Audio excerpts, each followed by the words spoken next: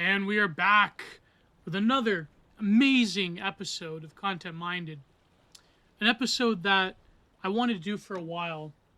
And I realized that podcasting, in a way, can become like an art form. And I think that I want to hone in on a few select topics, although I do like doing a variety of things. And next week, I will return to a variety of articles and news items that I wanted to cover. I've been promising, for example, the story of this Italian art gallery that were burning works of art in protest of certain financial conditions. And among other things, I mean, I know that there's been still a lot of discourse. And frankly, I'm very tired and very ashamed and I'm very disappointed in a lot of people. But that's, neither here nor there. I think I said my piece with my paywalled episode, Content-Minded Extras. Very short, only 50 minutes, about the psychology of dissidence, especially in the online age. But also I do think that this whole thing going on right now in the online right is very energy draining and very disappointing, to say the least. And I'm not going to weigh in on any side in particular. I just think that it makes me question the whole thing. Even though I am being a terminal fence sitter, if not out of self-preservation.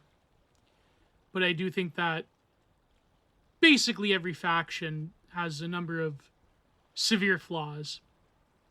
And that's neither here nor there. It's a depressing topic.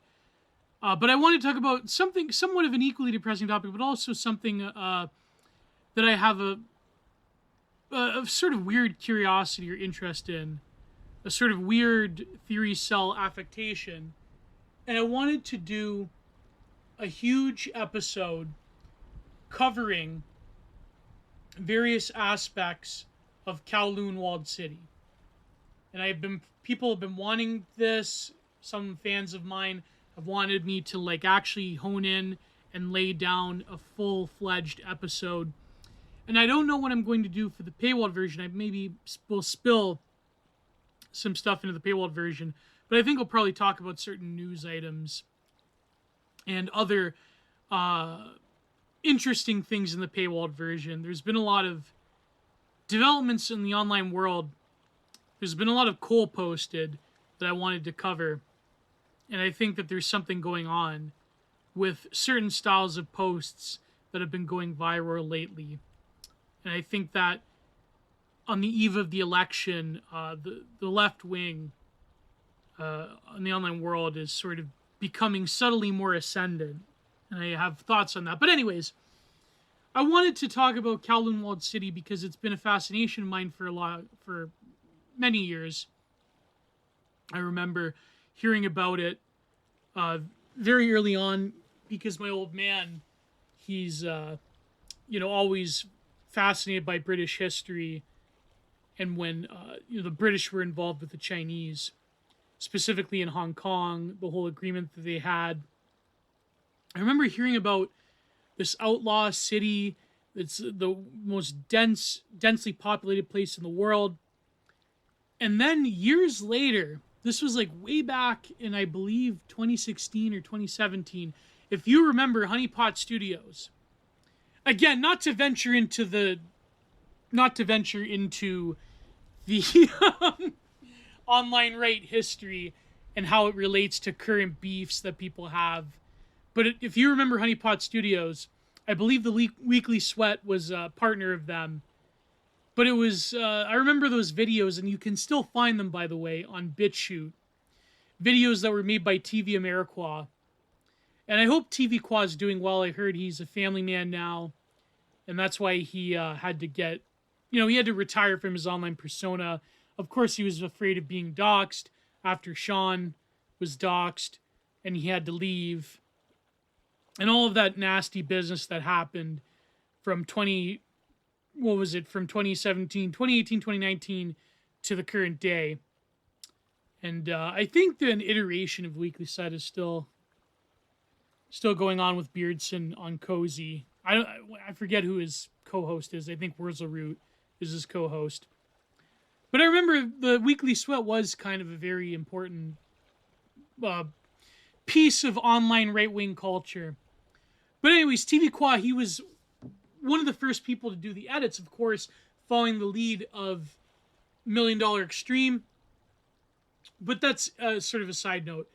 I remember he had this video, and of course, most of the editing style of the E-Right in my thesis comes from Nobody TM, who I will talk about later on in more of a dedicated episode, because I wanted to revisit some of the material I was working on many years ago with Nobody TM.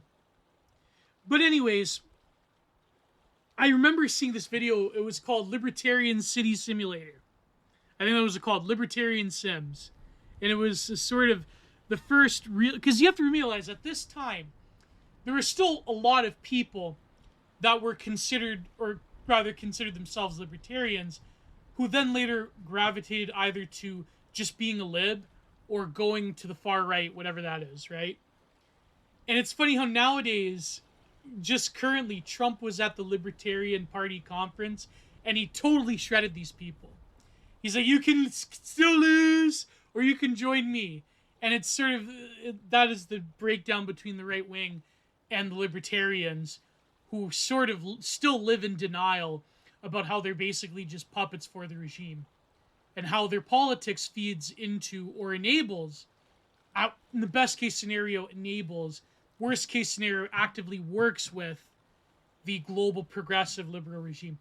But there was this libertarian Sim City simulator, and it was sort of like it had the AI, not AI, but it had the automatic voice, and it was explaining the perfect libertarian city, no zoning laws, trash on the roofs and everything. And of course, the map was Kowloon Walled City, the infamous, or I should say famous, aerial shot of the walled city and all of the different DIY apartment blocks. And the only regulation was they couldn't go, I believe it was above 15 stories, because of the airport that was nearby.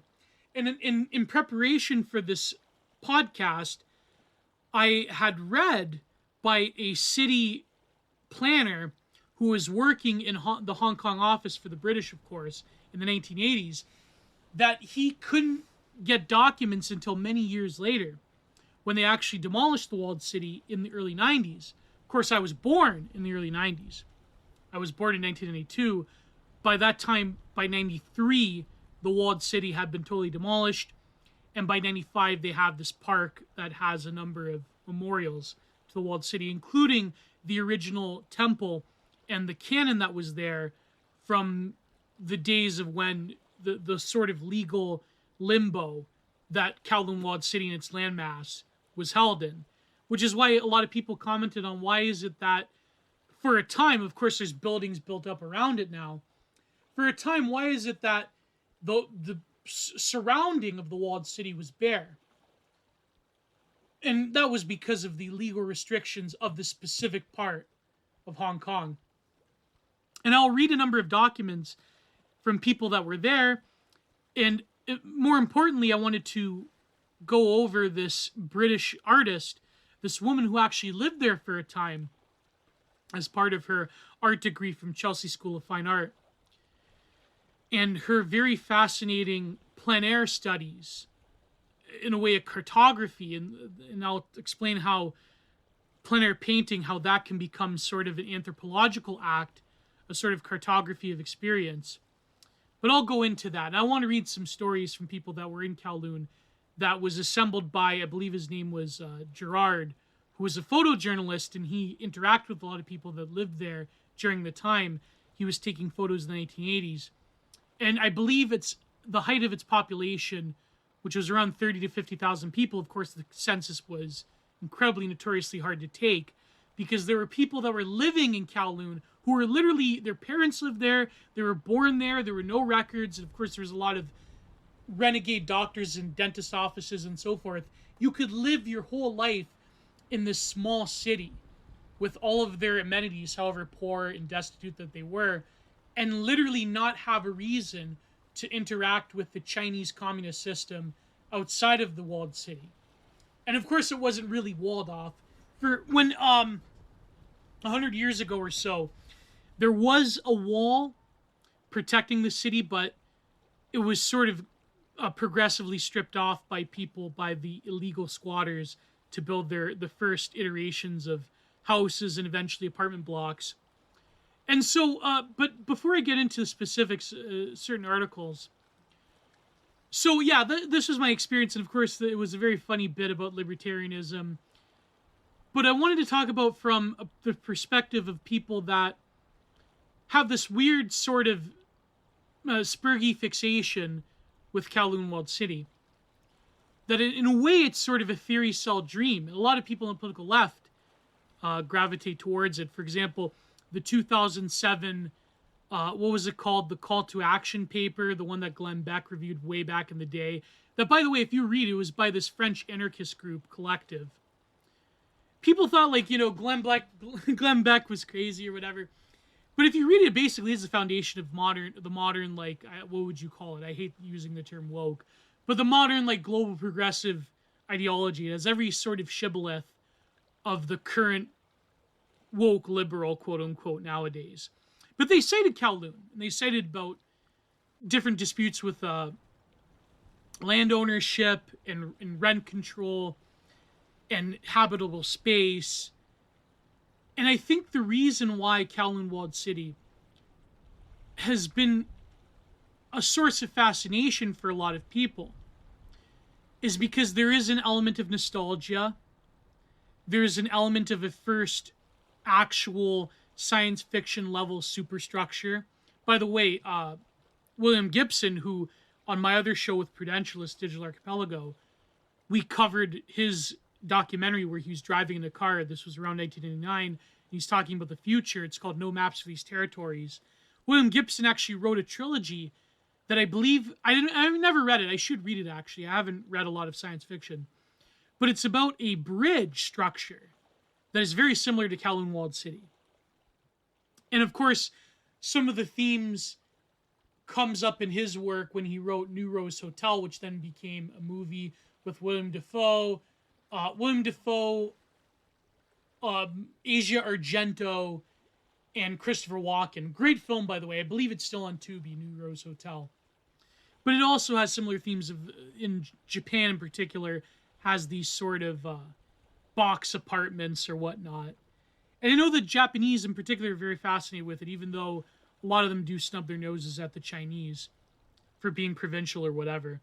But they do have a fascination. There's a whole art exhibit / arcade that is in the style of Kowloon Walled City, with all of the hanging wires, the density, the filth, the grime. And I think that people romanticize that living because it was a true anarchist city that was built by people themselves. It was shocking that it didn't collapse. It was shocking that there wasn't any airplane crashes or whatnot. And so this British architect, or rather this British city planning controller, he discovered that most of the documents by the Chinese about Kowloon Walled City at the time in the 1980s, 70s, and 80s, when he was there, were basically sealed off as secret. And there was actually a secret plan by the Chinese government in case there was a plane crash or the inevitability of a demolition of the city. If there was any demolition event, if there was any collapse because of an earthquake or so forth. But it basically became a huge festering embarrassment because of a lot of the illegal goods and illegal activities that filtered through the walled city. There was this one BBC documentary I believe that was in 1980 or 1982, where it was talking about how the city was being cleaned up and how the Hong Kong police actually were going through there, and that health inspectors, even though they couldn't enforce anything, they were going into there. And of course, most of it focused on this Christian missionary group that were helping addicts in the walled city. But he goes through one hallway where there was 13 different avenues that intersected. And of course, if the police were chasing a criminal, they would get lost in the walled city. You could go up, you could go down, you could go everywhere. and it was very good. A very good illustration of it was by the Jean-Claude Van Damme movie. What was it? Bloodsport, where they were actually fighting the Kumite tournament in the walled city, and they got to film there. And so the fascination comes from this anarchist superstructure, this communal form of living in a very, very densely packed area that had the population of a lot of small cities, but in a landmass that was very sparse and very small. How people were forced to work together in terms of sanitation, in terms of illegal businesses. A lot of low effort industry was there. And there's a lot of articles that I want to read that explains a lot of this because there's too much information. But I think that really is sort of like a dark romanticism when it comes to how people live. Now, a lot of places in the third world, whether it be favelas or slums, they have the same degree of urban density, even in China. They have the same degree of communal living. But these places are not exactly romanticized the way that Kowloon Walled City was and is. Maybe because it was torn down. Maybe because it was a zone of freedom in a place that was very much unfree, whether it was being ruled by British colonialism or ruled by the Chi-Coms. And also the fact that it was a superstructure. It was made by people that were putting up residences and apartment blocks that didn't have any engineering background, didn't have any architectural background, didn't follow any coding. All of the utilities from water to sewage to electricity were basically brought in illegally. The Hong Kong government, there were illegal hookups and there were wires everywhere. And of course, a lot of the metro people, a lot of the city planners and a lot of the city electrical grid workers, they knew what was happening. They traced it all the way back into the walled city. But of course, you couldn't really ascertain who was doing what illegally because of the mess and the chaos and the veritable sea of wires that were crossing in and out of the walled city and all of the apartment complexes. There were water cisterns that most of them were outside. Only one of them was inside, that people had to carry water up and down. And in fact, in that BBC documentary, a lot of the old people that had some form of camaraderie by going down to the tea shops and going down to the various other places in the bottom, they had to sort of navigate the different floors. And some of the old people would take them an hour to go up and an hour to go down. And so there's a lot of different elements of the walled city that is a source of fascination that your typical third world favela or slum does not invoke. And I think it's quite interesting how, as the population of mass migration, of urban density in third world major cities, how we don't really romanticize them because that's sort of seen as a dark inevitability of globalization, of, I guess, a certain form of late capitalism, and also other elements of modernity that go unattended to. Poor management, poor planning, crumbling infrastructure, the way that, for example, the Chinese government hides a lot of their problems with mass populations, that they're priced out of these very shoddily done apartments. And we all know about the Chinese ghost cities and so forth. We know about Brazil's situation as well. These places are not romanticized the way that Kowloon is, because Kowloon truly was sort of like an autonomous city.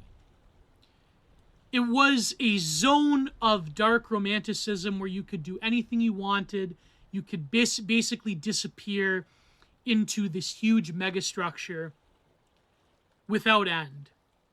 Whereas a lot of places in the global south, they are rather a depressing reminder of a lot of problems with globalized post-industrial society. So let me read you sort of a humorous one. I remember this viral tweet, it was a few years ago, about there's a Kowloon butcher and he has gum boots and he's shirtless and he's smoking a cigarette and he's got like these dirty jeans. And I believe the tweet was that Kowloon rat butcher drip. And I remember one reply was people will say anything online. And it was very funny. I remember this was during lockdowns, by the way. And I think that also, that was another thing too, is that during lockdowns, I remember there was a series of video essays and there was a series of viral posts that were talking about Kowloon Walled City. Because imagine the present reality, or what was a few years ago the present reality, but in the context of this huge lawless megastructure. And I think that really did spark a revigoration of people's fascination with Kowloon Walled City. And so people have been asking me to talk about it for a long time. But actually, let me read you this article.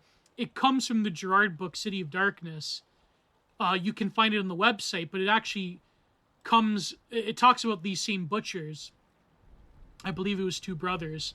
The article is called Well Roasted, and it has a number of fascinating pictures of a lot of the food vendors that were inhabited by Kowloon Walled City. And I have this other article that talks about how a lot of the luxury goods and a lot of the restaurants were illegally being serviced by a lot of the people that were setting up these shops in Kowloon Walled City that basically would ply their wares and would sell them to third parties outside of the walled city in Hong Kong. And even a lot of luxury places and a lot of top restaurants were being serviced by Kowloon because it would cut costs. And it was a huge scandal for the Chinese government and for the British as well, because they couldn't track, the safety standards of these places, to say the least. For example, the fish balls that were being presented in a lot of hotels and restaurants in Hong Kong, especially ones by tourists, or that were geared towards tourists, they were coming basically from Kowloon, and some of the pictures are horrific, to say the least. So let's read. It's called Well Roasted, this article from it's called City of Darkness Revisited, the website. All right, so, and there's a bunch of other articles. Maybe I will read one or two other ones. And I tried to look for the name of the guy, and there's one guy with the name Yim Kwok Yoon in, I think in China, who got a trafficking ticket, and there's another one who's 60 years old in New York City. So I like to believe that maybe he immigrated to New York. Who knows? He would be probably like 60 years old now. Yim Kwok Yoon opens his cooked meat factory on Lo Yan Street. So that was the main food vendor street, if I recall correctly, in Kowloon. In 1981, a few years after his arrival in Hong Kong and just 3 years before the city's clearance was announced. A thriving business, he and his brother continued working there until the factory was closed during the first phase of the clearance operation in the summer of 1991. And of course, by 93, I think most of it was pretty much demolished. I came to Hong Kong in 1978 when I was 35 years old. Maybe he's probably a lot older now, from Shenyang country in, I'm going to butcher this, Kwangtung province, when I was a farmer. My parents were old, and as the eldest of my 5 brothers and sisters, I had to support the family. Life was not very different from death in China. We worked really hard for very little return. I started working at 4 a.m., and my daily salary was 20 to 30 cents. We did not have our own farm, and when hungry, we only had rice husks or grass to eat. You felt cold and hungry in the winter, and in the summer, there was lots of mosquitoes. So this was before the great, or at least of course this is, a few decades before the great economic, quote unquote, great economic miracle. And this was, I think Nixon had opened up China, or was starting to. And of course this was after Moscow sort of gave China the grand cold shoulder. So the life for the average peasant in China was not very good. It was, literally like a third world country. And I remember watching this film that was, I believe, produced by the Hong Kong network or by the BBC about a man who, it was about Kowloon, or rather featured Kowloon, how they would come from the provinces. He had a wife and kid, but he ended up staying with a relative, but then he had to flee into the Kowloon and have the small squatter's apartment, because what they would do is they would partition rooms for even like smaller one-room apartment type deals for people that needed a cheap rent, and for people, of course, you know, escaping from the law. And he was going into Hong Kong illegally. So, and of course, there's a different, there was a lot of different laws, and the British were still involved at this time as well. From 1971 onwards, I tried almost every year to sneak into Hong Kong. I didn't have to swim far, but I had to climb hills after crossing river about 1 meter deep. They called it the snakehead, by the way, which was the fee that you would pay to the Chinese equivalent of a coyote to sneak you into Hong Kong. I lived with my uncle and worked in a shop which made roasted food. After 7 months apprenticeship, I went to work with my uncle's roasting shop in Walled City. When me and my younger brother arrived in Hong Kong 3 years later, I started my own roasting food business, selling the cooked meat on the street. And of course, the meat. Well, you know, you get what you get. I don't know if it was of quality, but you know, I don't know if there was any sort of food safety. And judging by the pictures, my God, fascinating. Initially, I made the roasting food in my uncle's shop and sold it. Then I rented this process shop 3 years later. 3 years ago, I sell the food on the street myself. If I delivered it to a retail shop, the profit would be much less. I'm an unlicensed hawker, and I sell in Wong Tai Sin Market. I've been arrested 5 times since the computerization of records. And by the computerization, they mean those huge hulking IBM machines that had the punch code. My uncle, actually, God rest his soul, he, I believe he worked in the computer lab at his university. I've been arrested 5 times since the computerization of records.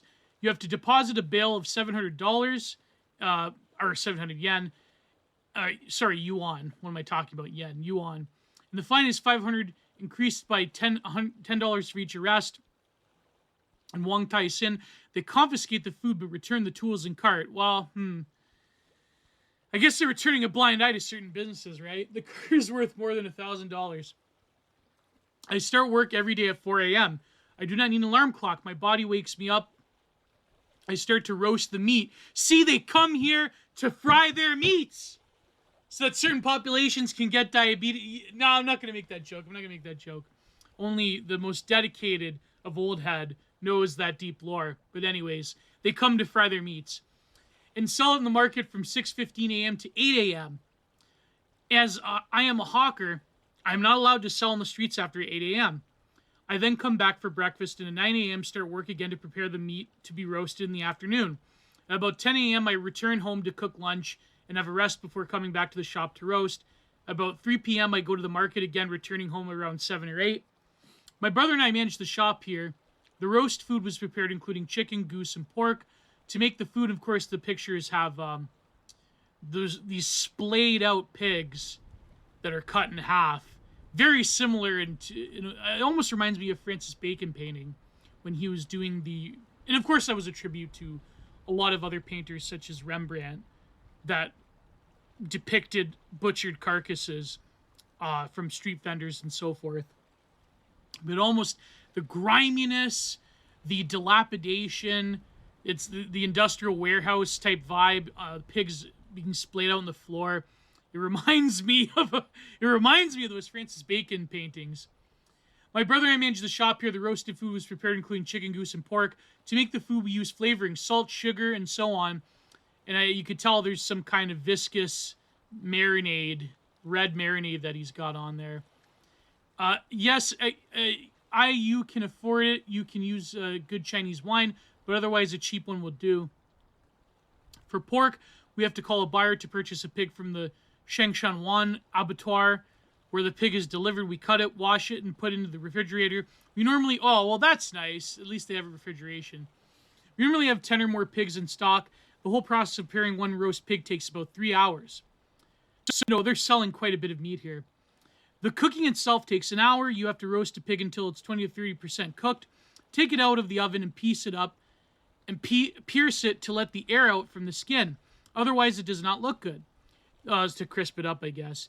Then you have to heat up the skin with a hot flame, and so the bubbles appear and make it crispy. So, of course, that's for, what do they call that? The back fat. Very popular in Asia, but also in Mexico and elsewhere. Chicharron. Sorry, chicharron, yeah. We use the cart to carry the food to the market. We work hard even though the temperature is very high in the summer. And by the way, I remember reading about some other articles about Kowloon that the basement or the main floors where all of the vendors were and a lot of the industrial shops were was absolutely unbearably hot because there was no breezeway. It was filthy, dripping sewage and water. It was ghastly in an incredibly dense area. And all of these industrial chemicals and waste and the floors. I'll read this other article where it talks about it. We have fans in our workshop, but we have no cover in the market. We have cockroaches and rats too. And of course, this comes from, that was the lore that they were also butchering and cooking rats. But they weren't doing it, but there were dog food vendors that was considered somewhat of a poor person's delicacy in Kowloon. Of course, they're all illegal because then the British, I believe, were the first to outlaw the butchering and cooking of dog. We have cockroaches and rats too, which we feed. Occasionally, of course, when our customers criticize our food or don't buy it, we feel unhappy. Of course. The life is difficult, but as return belongs to us, it's worthwhile. We mostly sell roasted pig. If the hawker control team doesn't come, we can sell about 3 pigs a day to earn $2,000 to $3,000. That's actually a pretty good profit. If the team comes, we can only sell 1. During the festival periods, which is the Chinese New Year, where pigs are very, very highly in demand. If you remember that certain Chinese delicacy that was passed around the world for 4 years, a lot of it was spread because of the Chinese New Year festival. But they, God forbid the Chi-Coms would lock down internally, though. They locked down internally, but not when it came to international travel. That's another. I might get pegged for conspiracy right there by YouTube. Anyways, never mind. I'm not talking about. I'm talking about a Chinese delicacy. I'm talking about dumplings. I'm not talking about a certain biopolitical or a biosecurity thing, but during the festival period, well, I guess illegal meat is kind of like a biosecurity thing, which is why another impetus for the Chinese shutting down Kowloon Walled City. During the festival period, we can sell 20 to 30 pigs in a day, and as the festivals always fall on public holidays, the hawker control team doesn't come. We have no sleep on those days. The shop is not licensed either and is rented. Outside of the walled city, you must have a license, although the government has stopped issuing them for processing shops and only grants them to retail outlets. And of course, that was a lot of the Chinese communist price controlling, a lot of economic controls and so forth that was designed to facilitate growth. Because the Chinese, there is one thing you could say about central planning, although the Chinese still have a horrendous record when it comes to certain things, safety especially. You could say that that was the Chinese mentality, that they were going to say, listen, you're going to suffer for a long time, but don't worry about it because your grandchildren will live in a world of prosperity. So we have never been inspected, but we are cleaner than famous workshops outside. They often don't wash and clean the pigs first. Well, there you go. At least he was honest about it. When I had earned enough, I went to Canton and got married. I now have a son and have applied for my wife and children to come to Hong Kong. I first applied 8 years ago, but I'll be satisfied if they come along before the walled city is demolished. And then you have another picture of his workshop, which looks horrendous, but apparently there's some kind of cleanliness standards he has. I own 2 flats in the walled city. The first one costs around $80,000. The living environment is bad and has no windows. The second flat is a few stories higher in the same building and has windows. Which, by the way, any window either facing what they called the main square, which was the park that they called, which was the open area in between buildings, or facing the outside, that was primary real estate. And they of course, a lot of buildings, there were stories where, I remember reading one government paper by that same bureaucrat, where there was a family that were selling their apartments because then a building basically was raised next to their window, so their window view was kind of useless. And then airways became very polluted and squalid. But then they said that the upper floors that didn't have a lot of factories, the factories and the economic activities, apart from illegal things like gambling rooms and ladies of the night and so forth, most of the actual commerce and industry happened on the first few floors of Kowloon. But by the time you got to the upper floors, if you managed to know where you were going, to pass through girded walkways and so forth, and there were very narrow passages that weren't up to code, and sometimes you had to literally, you'd have to go up one walkway, then climb another ladder, then go up another one, or go past. And a lot of times you didn't even have to go to the bottom of the walled city to go into a different apartment block, because they were connected by interchains of walkways and ladders, and then eventually the roof as well. So you could just stay up there, and it was usually cleaner. It was dimly lit, but it was still cleaner. The air quality was much better than below, even though density was still a huge problem, because below, a lot of factories, as I'll read in this other article, spilled into the walkways. So my brother and uncle lived together. I have no intention to sell the first flat, but then the demolition was announced. The compensation for demolition is around $800,000 for 2 flats. My brother, my uncle, and I lived together in one flat. No, keep in mind, this is yuan. This is an American USD. The other flat is rented out at $800 a month. Before I bought the first flat, I rented a place here in the city. 8 single men lived in a room of 200 square feet. Wow. There are 3 bedrooms and 2 living rooms in my house. We have an air conditioner, though we only use it on the hottest days. We also have a television and a washing machine. The rent for the workshop is $2,000 a month, with electricity and water charges included. I believe that half the water is stolen from the mains, while the other half comes from the well. We all use well water, but we use water for the mains for drinking. We have never had a power failure. I don't think I will make any profit from the demolition of the walled city, except that I may get a new house. For rented premises, the government will only compensate with relocation fee. When I started my business, the initial... And by the way, so if you were poor... Again, the Chinese, the Chi-Com's famous for not really disclosing a lot of records. But I imagine a lot of poor people that were escaping the harsher side of poverty as a peasant, or escaping the law. I'd imagine they were getting a lot of compensation. So I wonder what happened to them, especially the old people. For rented purposes, and by the way, there was also in the walled city, there was a lot of documented cases of older women. I mean, I'm talking like elderly women that resorted to, how should I say it for YouTube? Certain forms of work, if you know what I mean. Lady of the night type of work that is heckin' valid, according to 2010's feminism. Certain forms of work that they had to resort to pay the rents. So, for rented premises, the government will only compensate. If I opt for a unit of housing estate, the compensation will drop from $400,000 to $130,000, and I have to pay the rent. If I buy a new house, I need several $100,000 more for renovation. I also have to give a house to my brother. If possible, I would like the government to compensate me for the shop by giving me a stall. It would be difficult to operate a processing workshop in the future if I want to have it properly licensed. I have to go to a rural area. The roasted food will have to be transported to an urban district, and it will be cold before it gets there. I have to decide on my place of business before I can decide where to settle. I was not scared of anything when I came to Hong Kong. After all, no one ill-treated you here. I came from a poor village where the hygiene conditions were much worse. Basically, like literal third world squalid level poverty.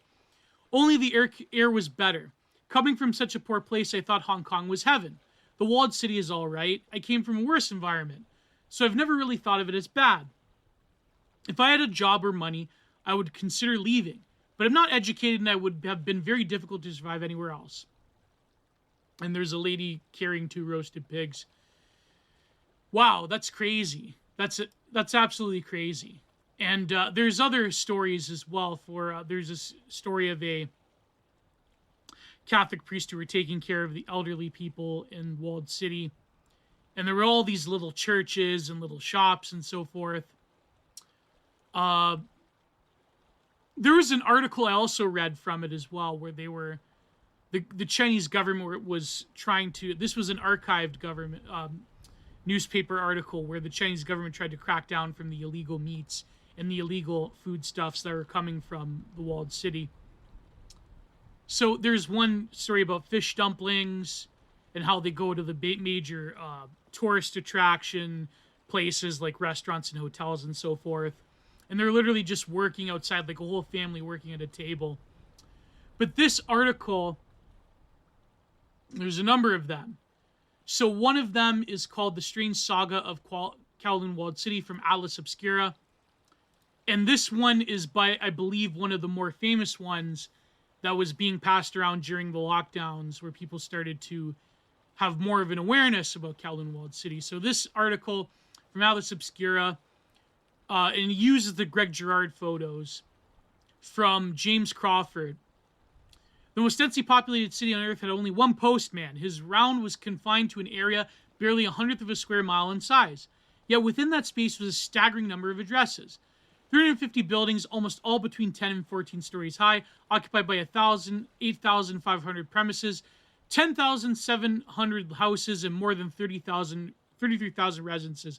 Now, I believe the height of the population of Kowloon was between the mid-70s to the early 80s. That was usually considered the highest population, that approached around almost 50,000 people, although a lot of the records are not well known, of course, for obvious reasons. And by the time you get to the mid-80s, especially the early 90s, the place was almost like a shell of its former self. A lot of it is because people preempted the demolition order, and they were getting out fast if they could. There was only a few stragglers that were there right up until the end, until about 91 or so. The city's many tall, narrow tower blocks were packed tight against each other, so tight as to make the whole place seem like one massive structure. Part architecture, part organism. And again, this is a theory cell megastructure type of content. There were little uniformity of shape, height, or building material. Cast iron balconies lurched against brick annexes and concrete walls. Wiring cables covered every surface, running vertically from ground level up to forests of rooftop television aerials, or stretching horizontally like innumerable rolls of dark twine that seemed almost to bend the building together. Entering the city meant leaving daylight behind. There were hundreds of alleyways, mostly just a few feet wide. Some routes cut between buildings, while other tunnels were formed by the accumulation of refuse tossed out of windows and onto wiring nets strung between tower blocks. So that was another big problem, is that there was, by the time you get to the early 80s, there was regular garbage collections, but there was just a massive amount of junk that was thrown into these crevice areas in between the buildings. Especially when it came to, in the rooftops, there was a lot of like old appliances and stuff that was thrown out that can't be fixed. There was a lot of metal scavengers that would also go into the walled city, and they would pluck them up from the roofs and so forth. And a lot of it was incredibly dangerous as well. I mean, this is literally an ant-type structure, like an anthill. You see the different narrow passageways and so forth. It literally was kind of like a vertical form of tunneling, if you will. Thousands of metal and plastic water pipes ran along walls and ceilings, most of them leaking and corroded. Of course, they wouldn't replace them. What they would do is they would just put up another one. As protection against the relentless dripping that fell in the alleyways, a hat was standard issue for city's postmen. Many residents chose to use umbrellas. And of course, a lot of the water mains were polluted. What would happen is that you'd have illegal water companies that were filling these rooftop cisterns and so forth, and then they would get cut off. The pipes were corroded, and so the sanitation and the water safety levels were not exactly, 100%.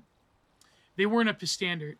There were only 2 elevators in the entire city. At the foot of some of the high-rises, communal individual mailboxes were nailed to the walls.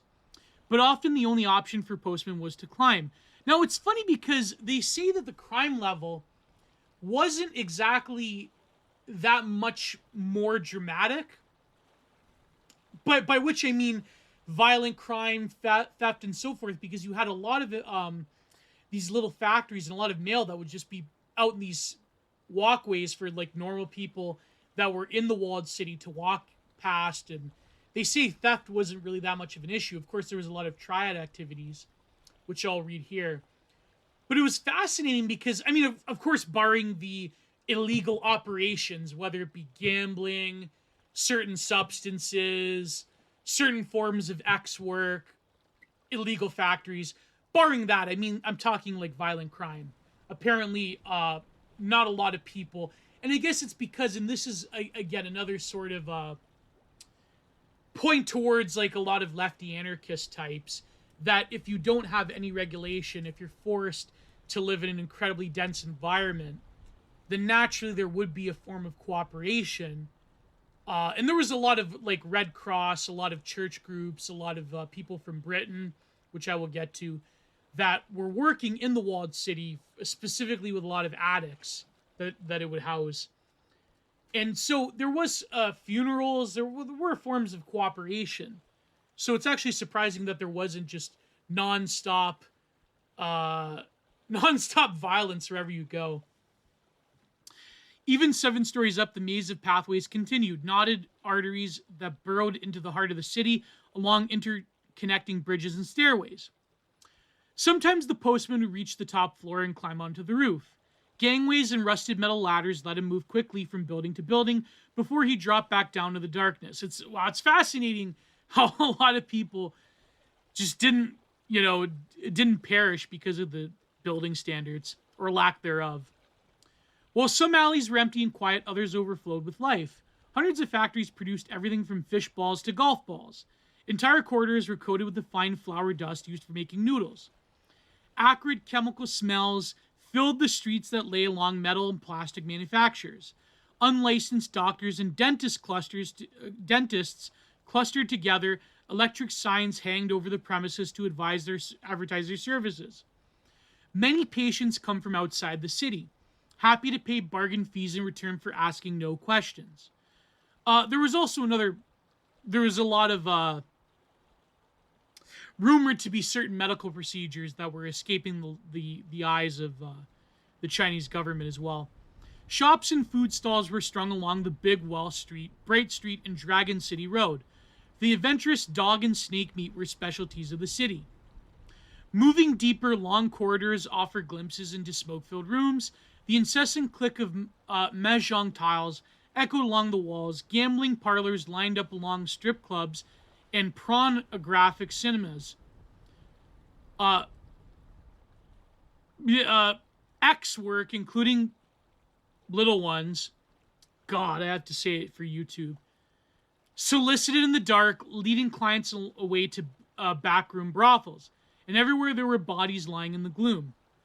At Kwangming Street, known as Electric Station, wooden stalls sold cheap substances. Addicts crouched down to inhale heroin smoke through tubes held over heated tinfoil. So they were freebasing, basically. Bare rooms, enticingly referred to as divans, were filled with prone men and women, all sunk into stupors of that certain drug that the British fought a war over. Many of the city's rats were addicts too, and could be seen wreathing in torment in dark corners, desperate for a hit. Oh my God. Oh God. And the pictures that Gerard took were just absolutely incredible as well. There were no laws to speak of. This was an anarchist society, self-regulating and self-determining. It was a colony within a colony, a city within a city, because remember, it was still under the protectorate of the British. A tiny block of territory at once contested and neglected. It was known as Kowloon Walled City, but locals called it something else. Haknam, the City of Darkness. Following the certain substance war of 1839 to 1842, sparked in essence by the Chinese government's attempt to prevent the East India Company from importing narcotics, China signed a treaty ceding a portion of its territory to Great Britain. A near-deserted mountainous island with sheltered deep-water harbor at the entrance to the Canton River, opposite to the Kowloon Peninsula, Hong Kong. Now, of course, the British, being the British, turned Hong Kong into an economic powerhouse that the Chinese wanted and salivated over for 100 years. In 1843, China began to build a fort at the very tip of the Kowloon Peninsula, with an office for the Mandarin, the government official, and a barracks for 150 soldiers, surrounded by a wall that was 700 foot long and 400 feet wide, known as the Kowloon Walled City. It was intended as a visible Chinese military presence near the new British colony. In 1860, disputes over trade sparked the Second PM War, the Second Substance War. British and French forces devastated the Chinese, and the new treaty granted the whole of the Kowloon Peninsula to the British, with a solitary exception, the Walled City. Over the next 30 years, British authorities attempted to negotiate control of the city, but the Chinese remained firm. Even now, the treaty in 1898, which granted Hong Kong, Kowloon, and further territories in Canton to Britain for 99 years, keeping the Walled City under Chinese control. A year later, in May 1899, rumors circulated that Chinese soldiers were massing again in the Walled City, so the British sent troops across the water. So you can look up this whole history. Let me just go back to the actual Walled City. And of course, you have the stunning picture of these grates with garbage at the top that were sheltering the original temple that was like right smack dab in the middle of Kowloon Walled City. Then the war, refugees fled to the South Kowloon Peninsula. The only trace of the old city was derelict shelled Mandarin's house. Yet people gravitated almost instantly to the rough rectangle of the ground. Perhaps it was the feng shui. The walled city had originally been laid out according to the ancient principles of Chinese philosophy. Facing south and overlooking water, with hills and mountains to the north, the ideal alignment. So no wonder I think there is sort of a spiritual dimension to the madness, the ecstasy, the romanticism of this megastructure-like city that people have been fascinated for, have been sort of thinking about and are still fascinated by even after the demolition and the death of Kowloon Walled City. This ideal alignment, is said, brings harmony to all citizens.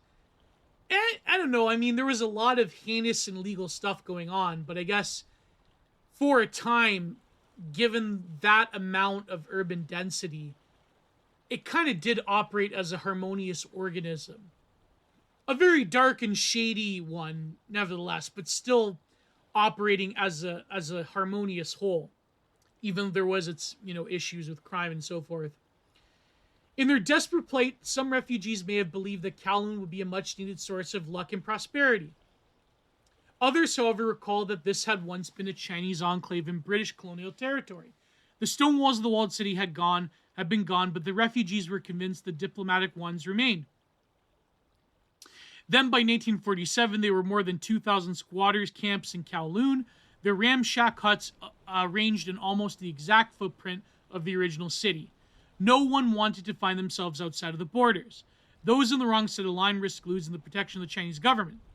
So you could see why there was this huge density. It was really just a condition of war and diplomacy and land rights and so forth. It was a form of judicial power that informed a state of exception. That makes sense. Appalled by the conditions, the Hong Kong authorities made plans to clear the refugees on January 5th, 1948. The Public Works Department, supported by a large police presence, removed the squatters and demolished all of the slum houses. Within a week, however, the occupants had returned to rebuild their shacks. When the police attempted to intervene, a riot broke out. News of the disturbances spread across China.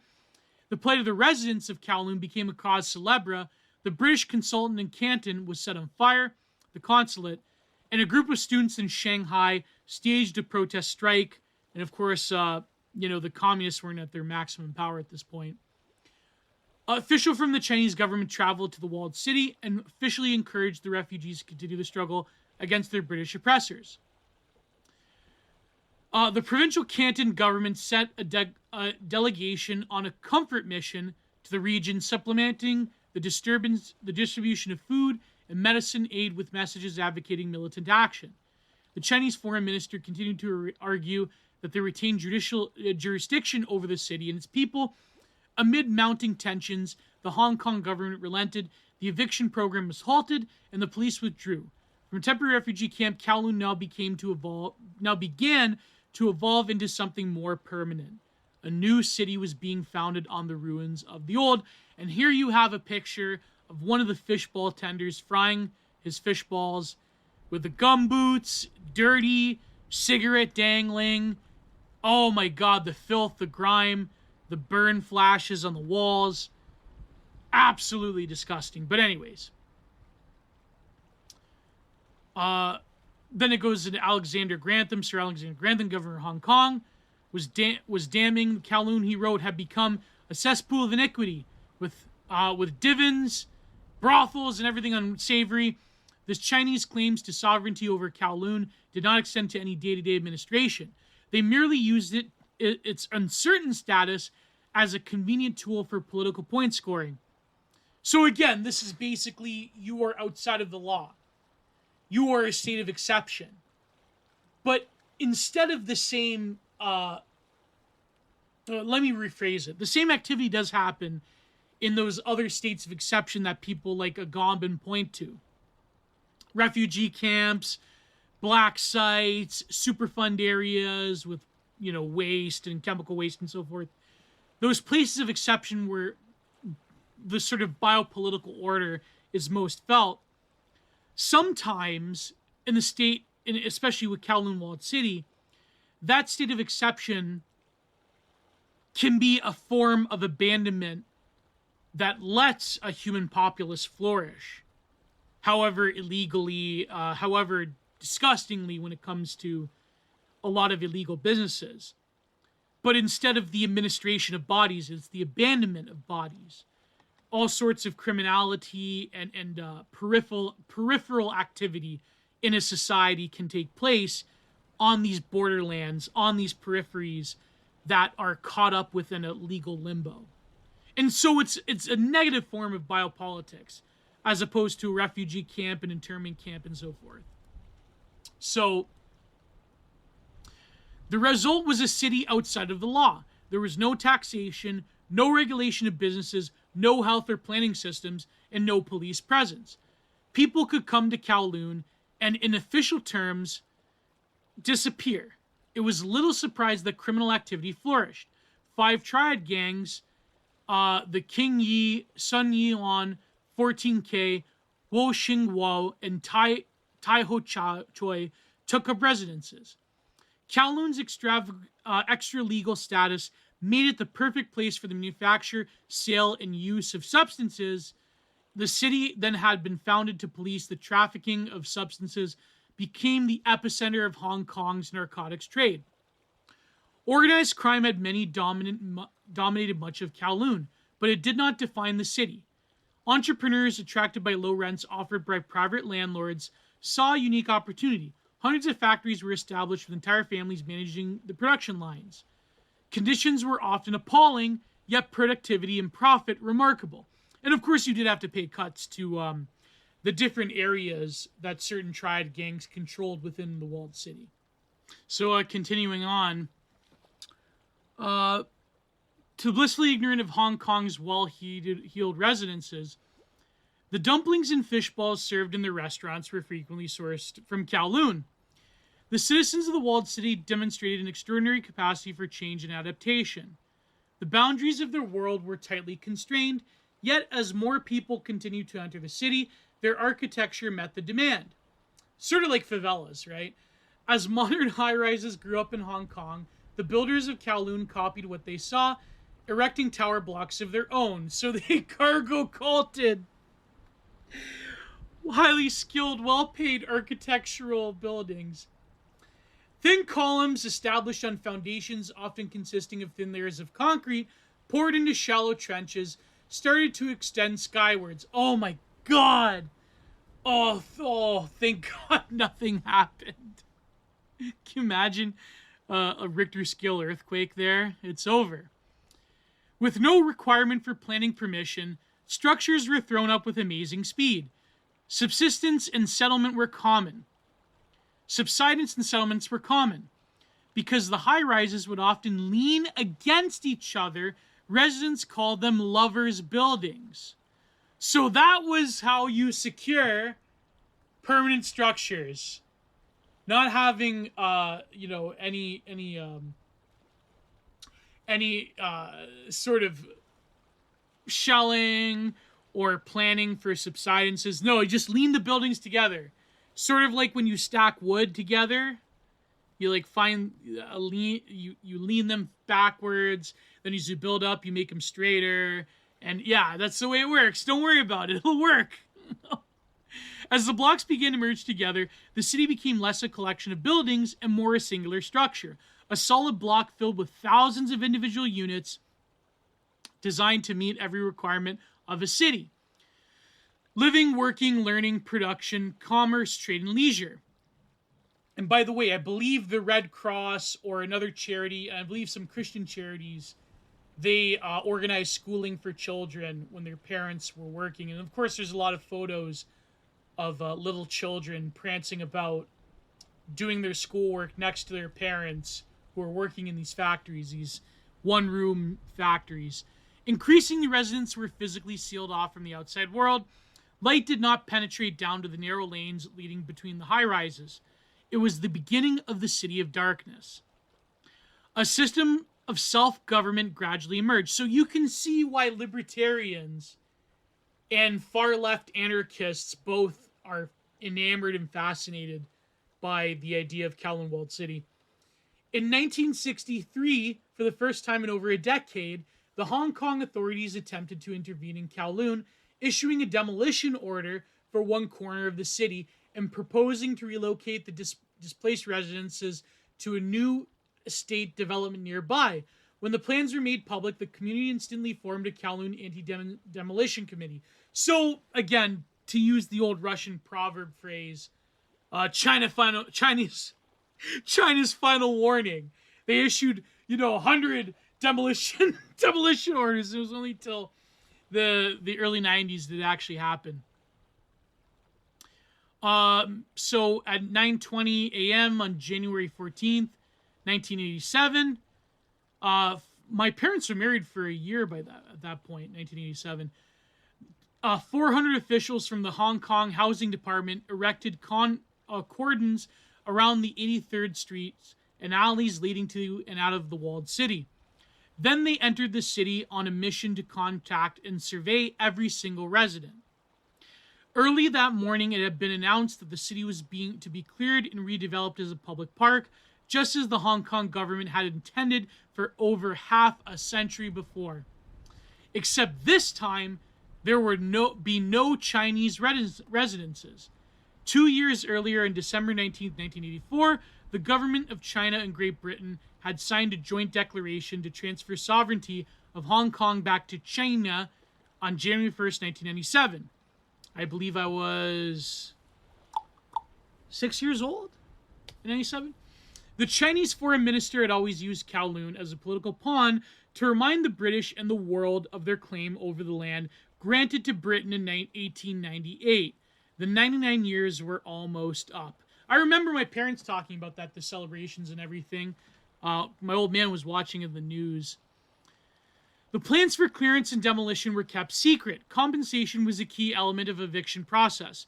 So there was a danger of a sudden influx of people looking to take a slice of government money. For 6 months, the housing department kept Kowloon under surveillance to grant evidence of population numbers. The compensation package for residences and business owners totaled $2.76 billion. On average, residents received around $380,000 for their individual flats. Negotiations progressed over several years, and by November 1991, only 457 houses were still to agree terms. By that time, most of the 33,000 residences had moved out. Some, however, clung to the end, and on July 2nd, 1992, I was still in my mother's womb, riot police entered the city and forced out the last remaining residences. A tall wire fence was erected to encircle the whole site, following almost exactly the line once marked out by the city's original granite wall. On March 23rd, 1993, a wrecker's ball smashed into the side of an 8-story tower block on the edge of the walled city. This was a solitary ceremonial swing. The real work of demolishing Kowloon piece by piece would begin several weeks later. The moment was applauded by a crowd of invited guests and dignitaries. It was also greeted with shouts of anger from former residents who had gathered for one last futile protest. It took almost exactly a year to reduce the rest of the city to dust and rubble. Remarkably, from within the modern wreckage, fragments of the original city emerged. There were 2 granite plaques, each marking with Chinese characters. One read Southgate, the other Kowloon Walled City.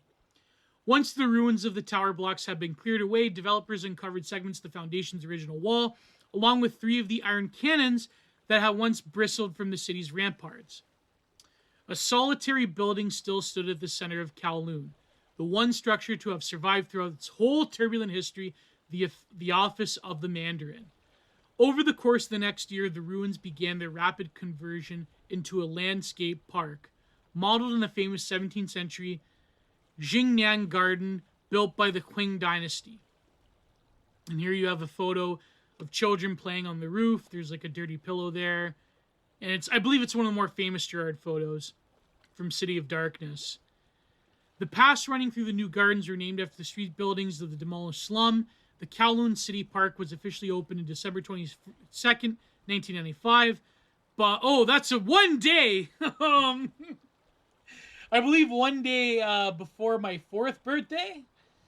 By the British Government of Housing of Hong Kong, Chris Paddon. It had taken some 6 decades, but at last Kowloon was transformed into the place of popular resort, envisioned by Sir William Peel, the Governor of Hong Kong, in 1934. 6.5 acres of ornate bamboo pavilions, pretty water features, and vibrant greenery. This is the story of the rise and fall of a slum. It was born out of a quick history. It exploited its unsavory reputation, and like the fate of all slums, it became an embarrassment before being leveled by the authorities. Is there any greater significance to this story than that? Many would argue not. But while locals and tourists now enjoy the park, some still crave the claustrophobic darkness. Theories from the wilder shores of architecture keep returning to the idea of Kowloon. On this tiny rectangle of ground, a single community created something that had only existed before in the avant-garde science fiction imagination, the organic megastructure. The concept of the megastructure emerged in the late 1960s as a radical departure from the conventional idea of the city. Instead of buildings being arranged around public spaces, streets, and squares, the megastructuralists envisioned one continuous city building citizens together in a sort of modular units capable of ultimately expansion.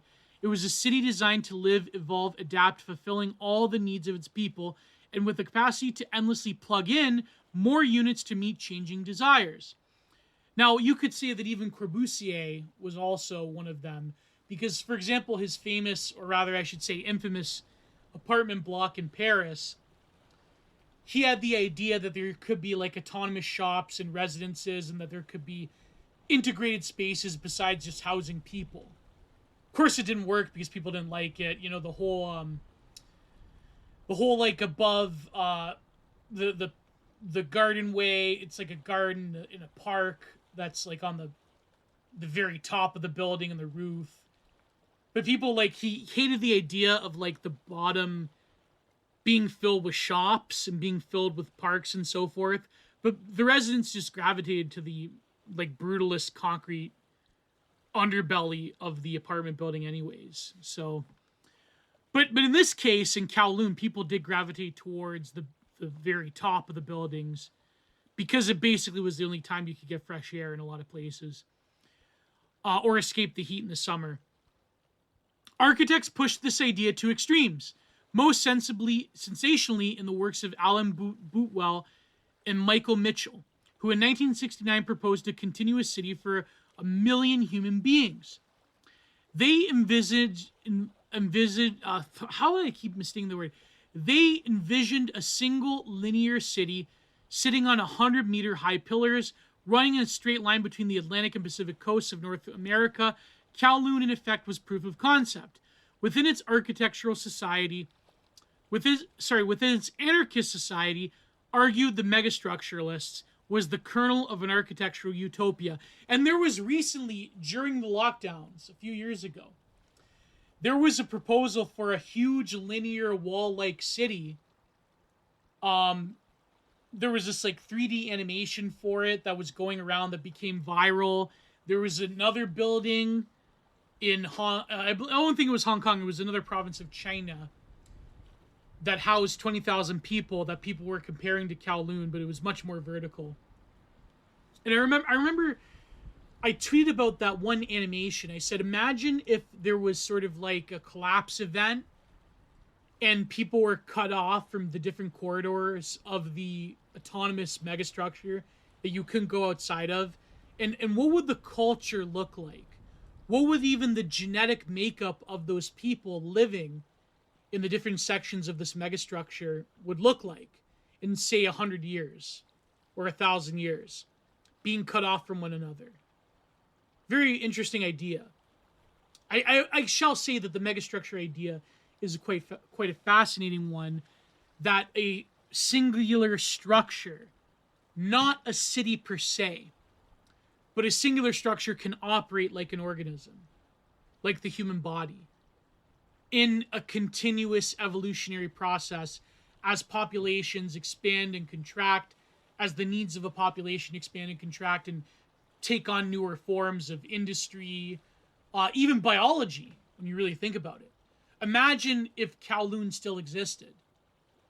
What would the different cryptoids and what would the different humanoids and cryptoids look like after being born and raised in that environment for multiple generations? We see this in the third world all the time. Others, however, saw Kowloon not as a petri dish for urban theory, but as a model or diorama for a new kind of a construction. One that could not exist in the ordinary physical plane, not yet was as real as anything that could be seen or touched. The renowned American science fiction writer William Gibson described Kowloon not long before its demolition as a hive of dream. What Gibson saw in the unregulated organic chaos of the City of Darkness was an embodiment of his famous concept of cyberspace, or as we would call it today, the internet, which is something I remember tweeting once, which is something that which compelled me to do this podcast, which is that it's very funny how in the early 90s, when the world was starting to go online, they tore down Kowloon Walled City. But in a strange way, it's like the destruction of Kowloon became this weird hauntological possibility that sort of captures the imagination of theory cells everywhere. But at the same time, the destruction of Kowloon in the early 90s, it almost like it had to be destroyed so it can proliferate throughout the world. Now, what do I mean by that? There's a few ways you could take that. You could take that in the William Gibson way, which I have a paper that I'm going to read excerpts from. And it's on academia.edu, so I'm not breaking anything. It's all citation, right? It's all, it's not plagiarism. I'm sorry, H. Norwood guy, but I'm citing my sources. So I've even named the authors of these various websites and papers. So the BreadTube Brigade can, anyways, not to derail my point.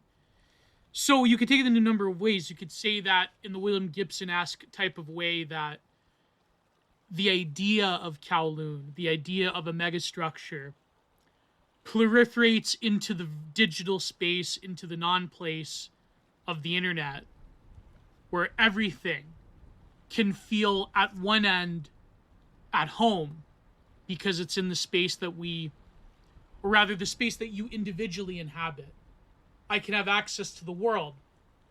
I could talk to my friends, people that I don't even know the real names or faces of. I can buy things. I can do things. I can put stuff out there. Well, I'm doing this right now. So that's in a way a non-place, because what is the internet but a series of tubes? Sorry, That's an ancient head reference. Only millennials are gonna get that one, or Gen Xers, whatever. So yeah, I'm sorry. Decrepit Normo, Soillennial scum. Remember that one. So, anyways, yeah, the internet, in a way. Sorry, my zine is acting up. I'm zined up while I do this.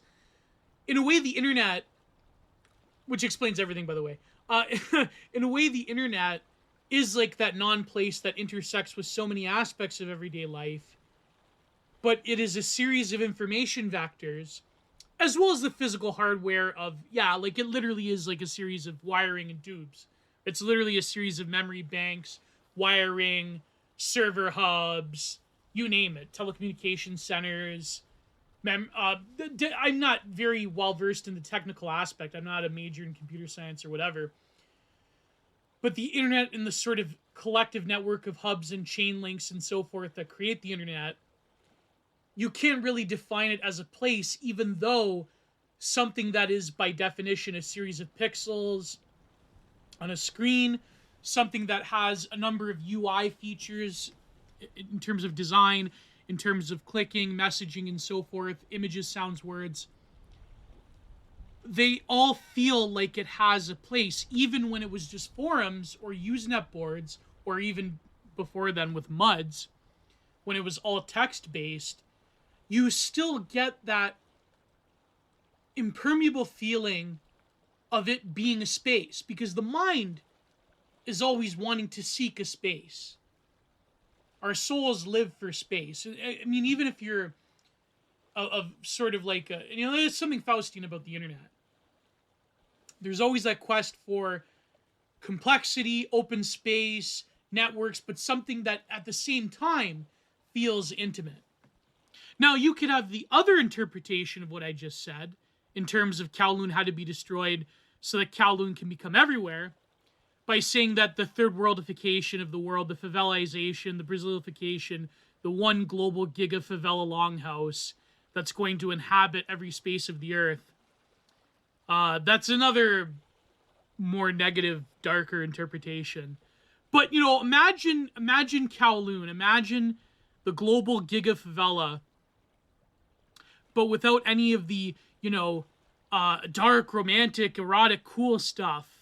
Like the sort of peevish eroticism, that dark desire for complete lawlessness, and sort of a life that even like it's like New York in the 70s, or all these bohemian artists and poets and people, they would rent these like low level flats next to these crime ridden neighborhoods, and it was like you venture onto the streets, it's like a demilitarized zone, but there's something incredibly appealing to it in pop culture, and there's something there.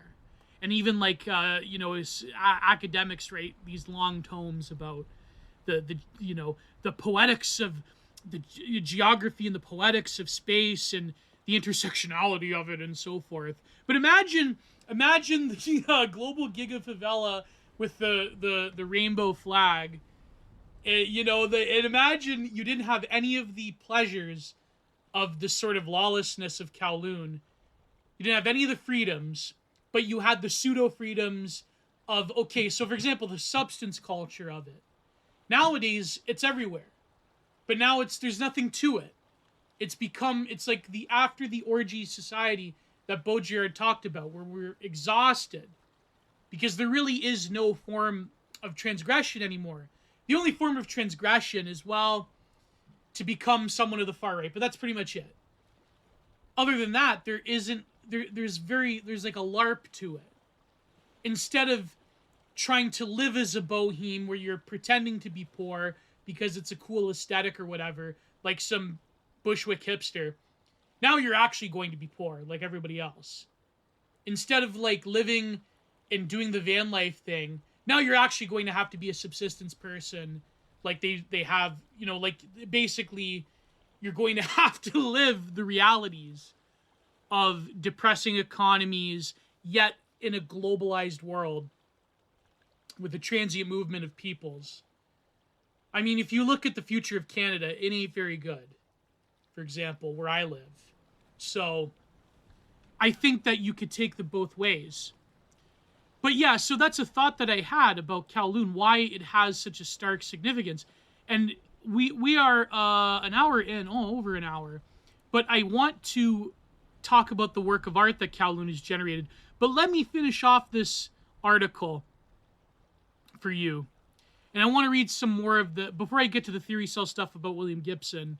So, in formative years, the internet provided the perfect environment for the establishment of multiple self-regulating communities, just like the walled city. Well, some of it's not very good, though. Not very good. Didn't function as well as Kowloon, right? Because a lot of internet communities have a lot of crime and degeneracy and infighting and territorial disputes. But for some reason, even the poverty-ridden slum filled with triads and illegal businesses and rat meat and illegal fish balls, they could function better than a lot of internet communities that have propped up in terms of mutual interest, that are incredibly porous, incredibly hard to regulate. And maybe next week I will talk about that, because I know it's in the air recently about e-communities. But maybe I'll review that one essay by Humdog she wrote many years ago, back in 1995. I was a little kid. I was like in kindergarten. Or I think before kindergarten. Yeah, I think it was before kindergarten. Pre-K. She wrote this essay called The Bored Hoe. Well, I'll talk about that next week. I'm going to write a note about that. The Bored Hoe. I think you'll like it. It's very pertinent even today. Even though she was talking about forum and image board culture. And chat rooms, but, I guess group chats are kind of like chat rooms. Thousands, even millions of Kowloons could spring up at will in cyberspace, and oh boy, do they ever. Digital enclaves thriving on creative and political freedom, possessing an autonomous dynamic structure that allows them to grow as a frightening near exponential rate. But political freedom, that's a contentious issue when it comes to cyber communities, digital communities. That's, even though Elon has given us somewhat a little bit of freedom, I kind of am starting to question that nowadays. But anyways, it was also just as the walled city living on borrowed time. Oh, yeah, see? There you go. Preempting my thought before I even read it.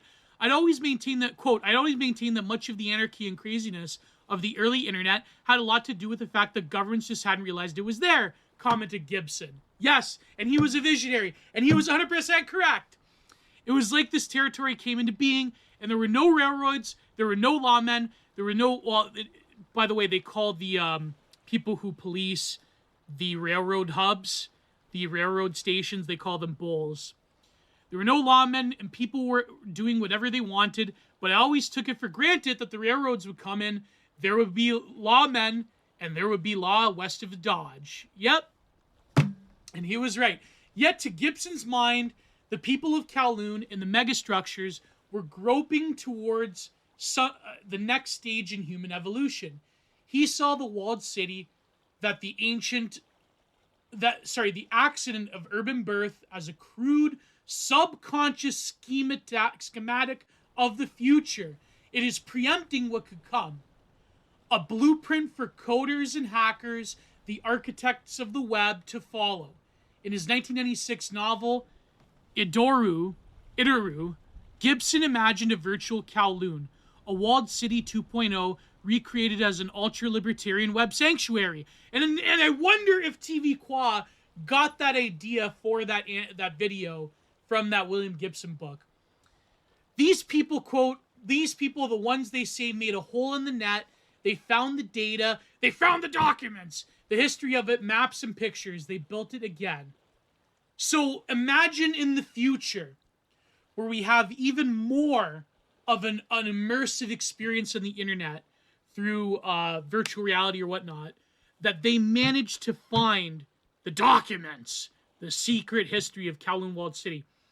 So the wrecking ball may not only have been destroying a notorious slum, perhaps Kowloon was also the first true physical monument to the internet. A city that offered a glimpse into the infinite horizons, structural possibilities, and inherent amorality of the digital realm. The amorality, the transgression of values, not exactly immoral, not exactly moral. I mean, that's pretty obvious. But the amoral flourishing of maximal freedom. That is the frontier that is being closed in by corporations, by governments, especially by social media companies. And if you think Elon Musk has your interests in mind, well, I kind of question that still. But that last paragraph to this Atlas Obscura article,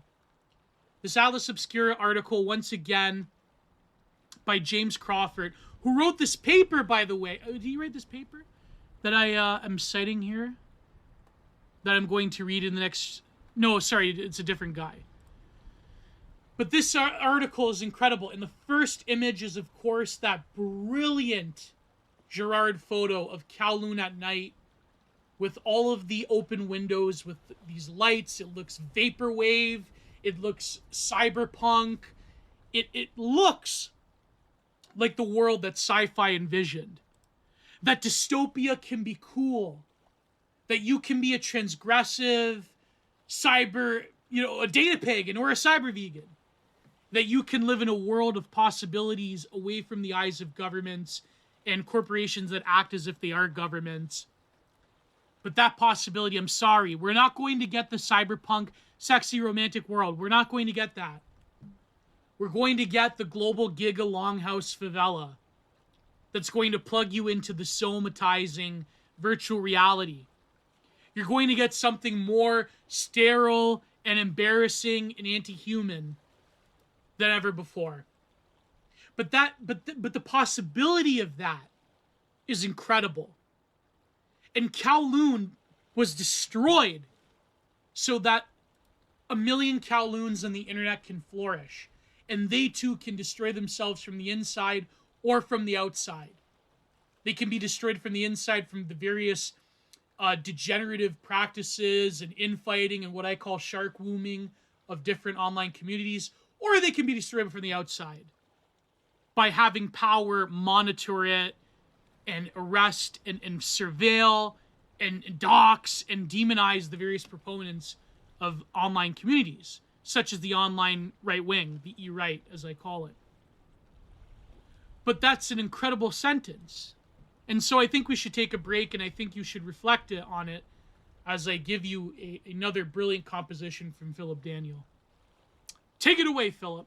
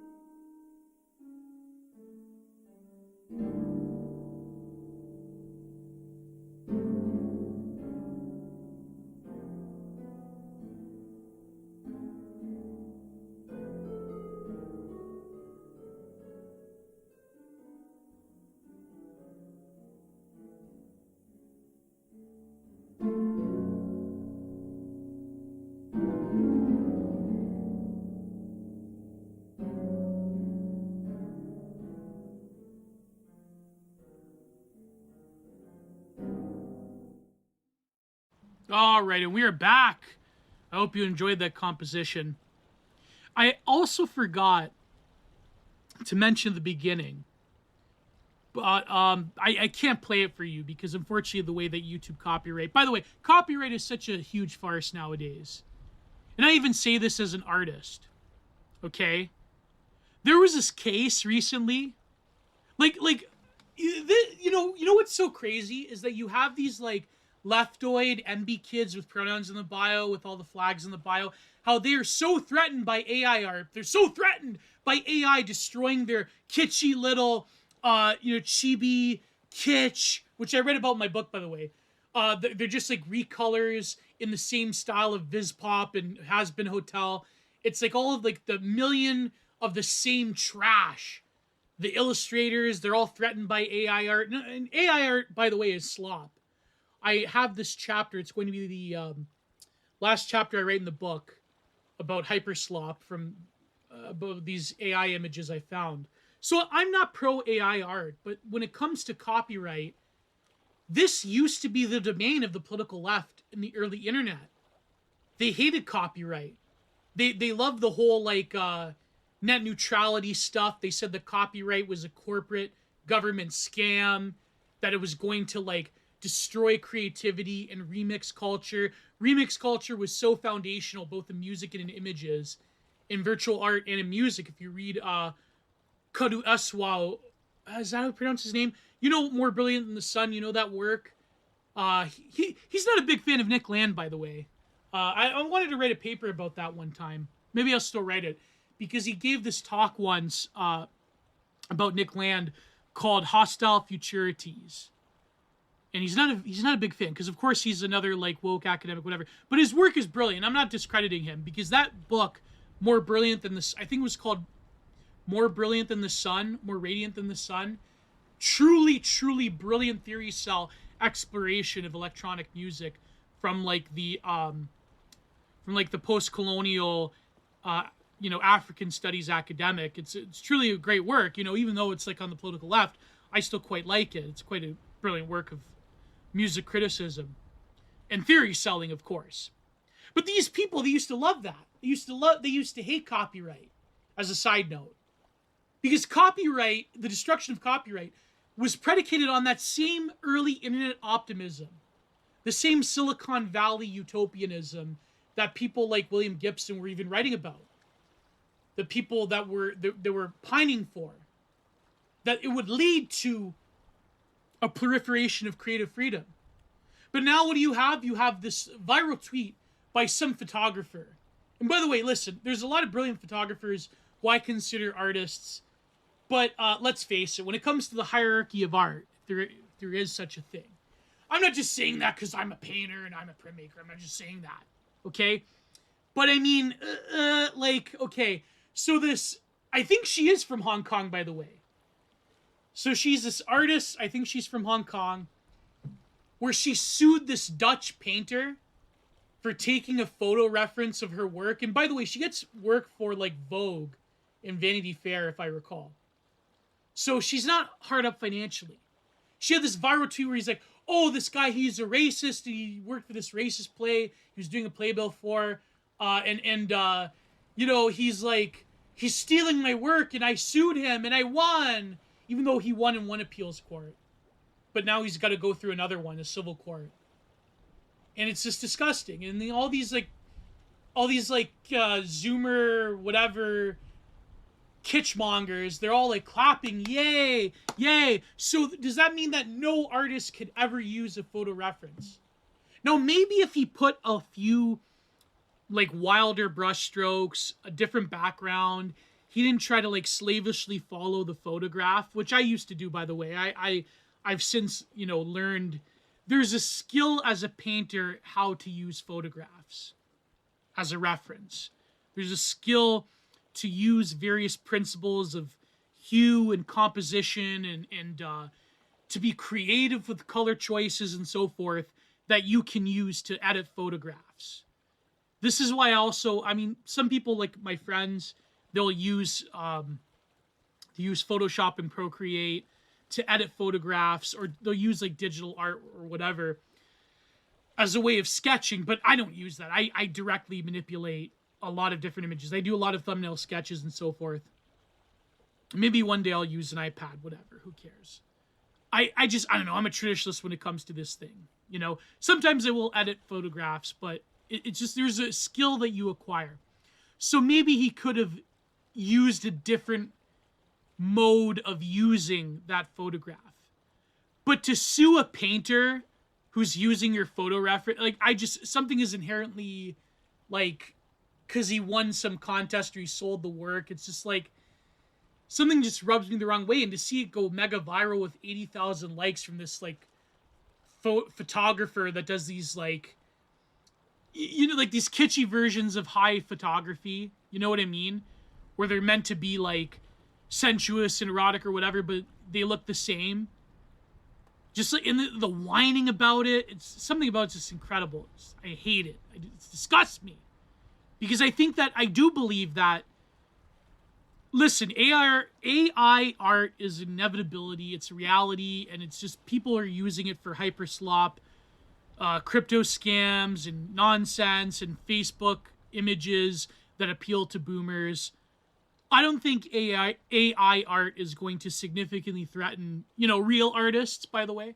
So I think that this whole like caterwauling about copyright is so, like, these people used to hate copyright. They used to see it as a corporate psyop control mechanism for what it was. But now that, it directly threatens me, so people are always reactionary. I forget, was it Conquest that talked about it, or it's a phrase that goes around the E-Right. I've heard Kefefianon, I've heard Oren say it. But basically, people are conservative and reactionary about the things that they love. And they're gatekeepy about that. So, anyways, that's a side diversion. That's my little spiel on copyright. But the reason this leads up to my point that I can't play it because I think there's of course there's copyright. Those will become demonetized or whatever. But there's a song by one of truly great ambient artist called Johnny L. It's called Two of Us. And for some reason, maybe it's the hum of like the Moog synthesizer or the whatever synth setting he has.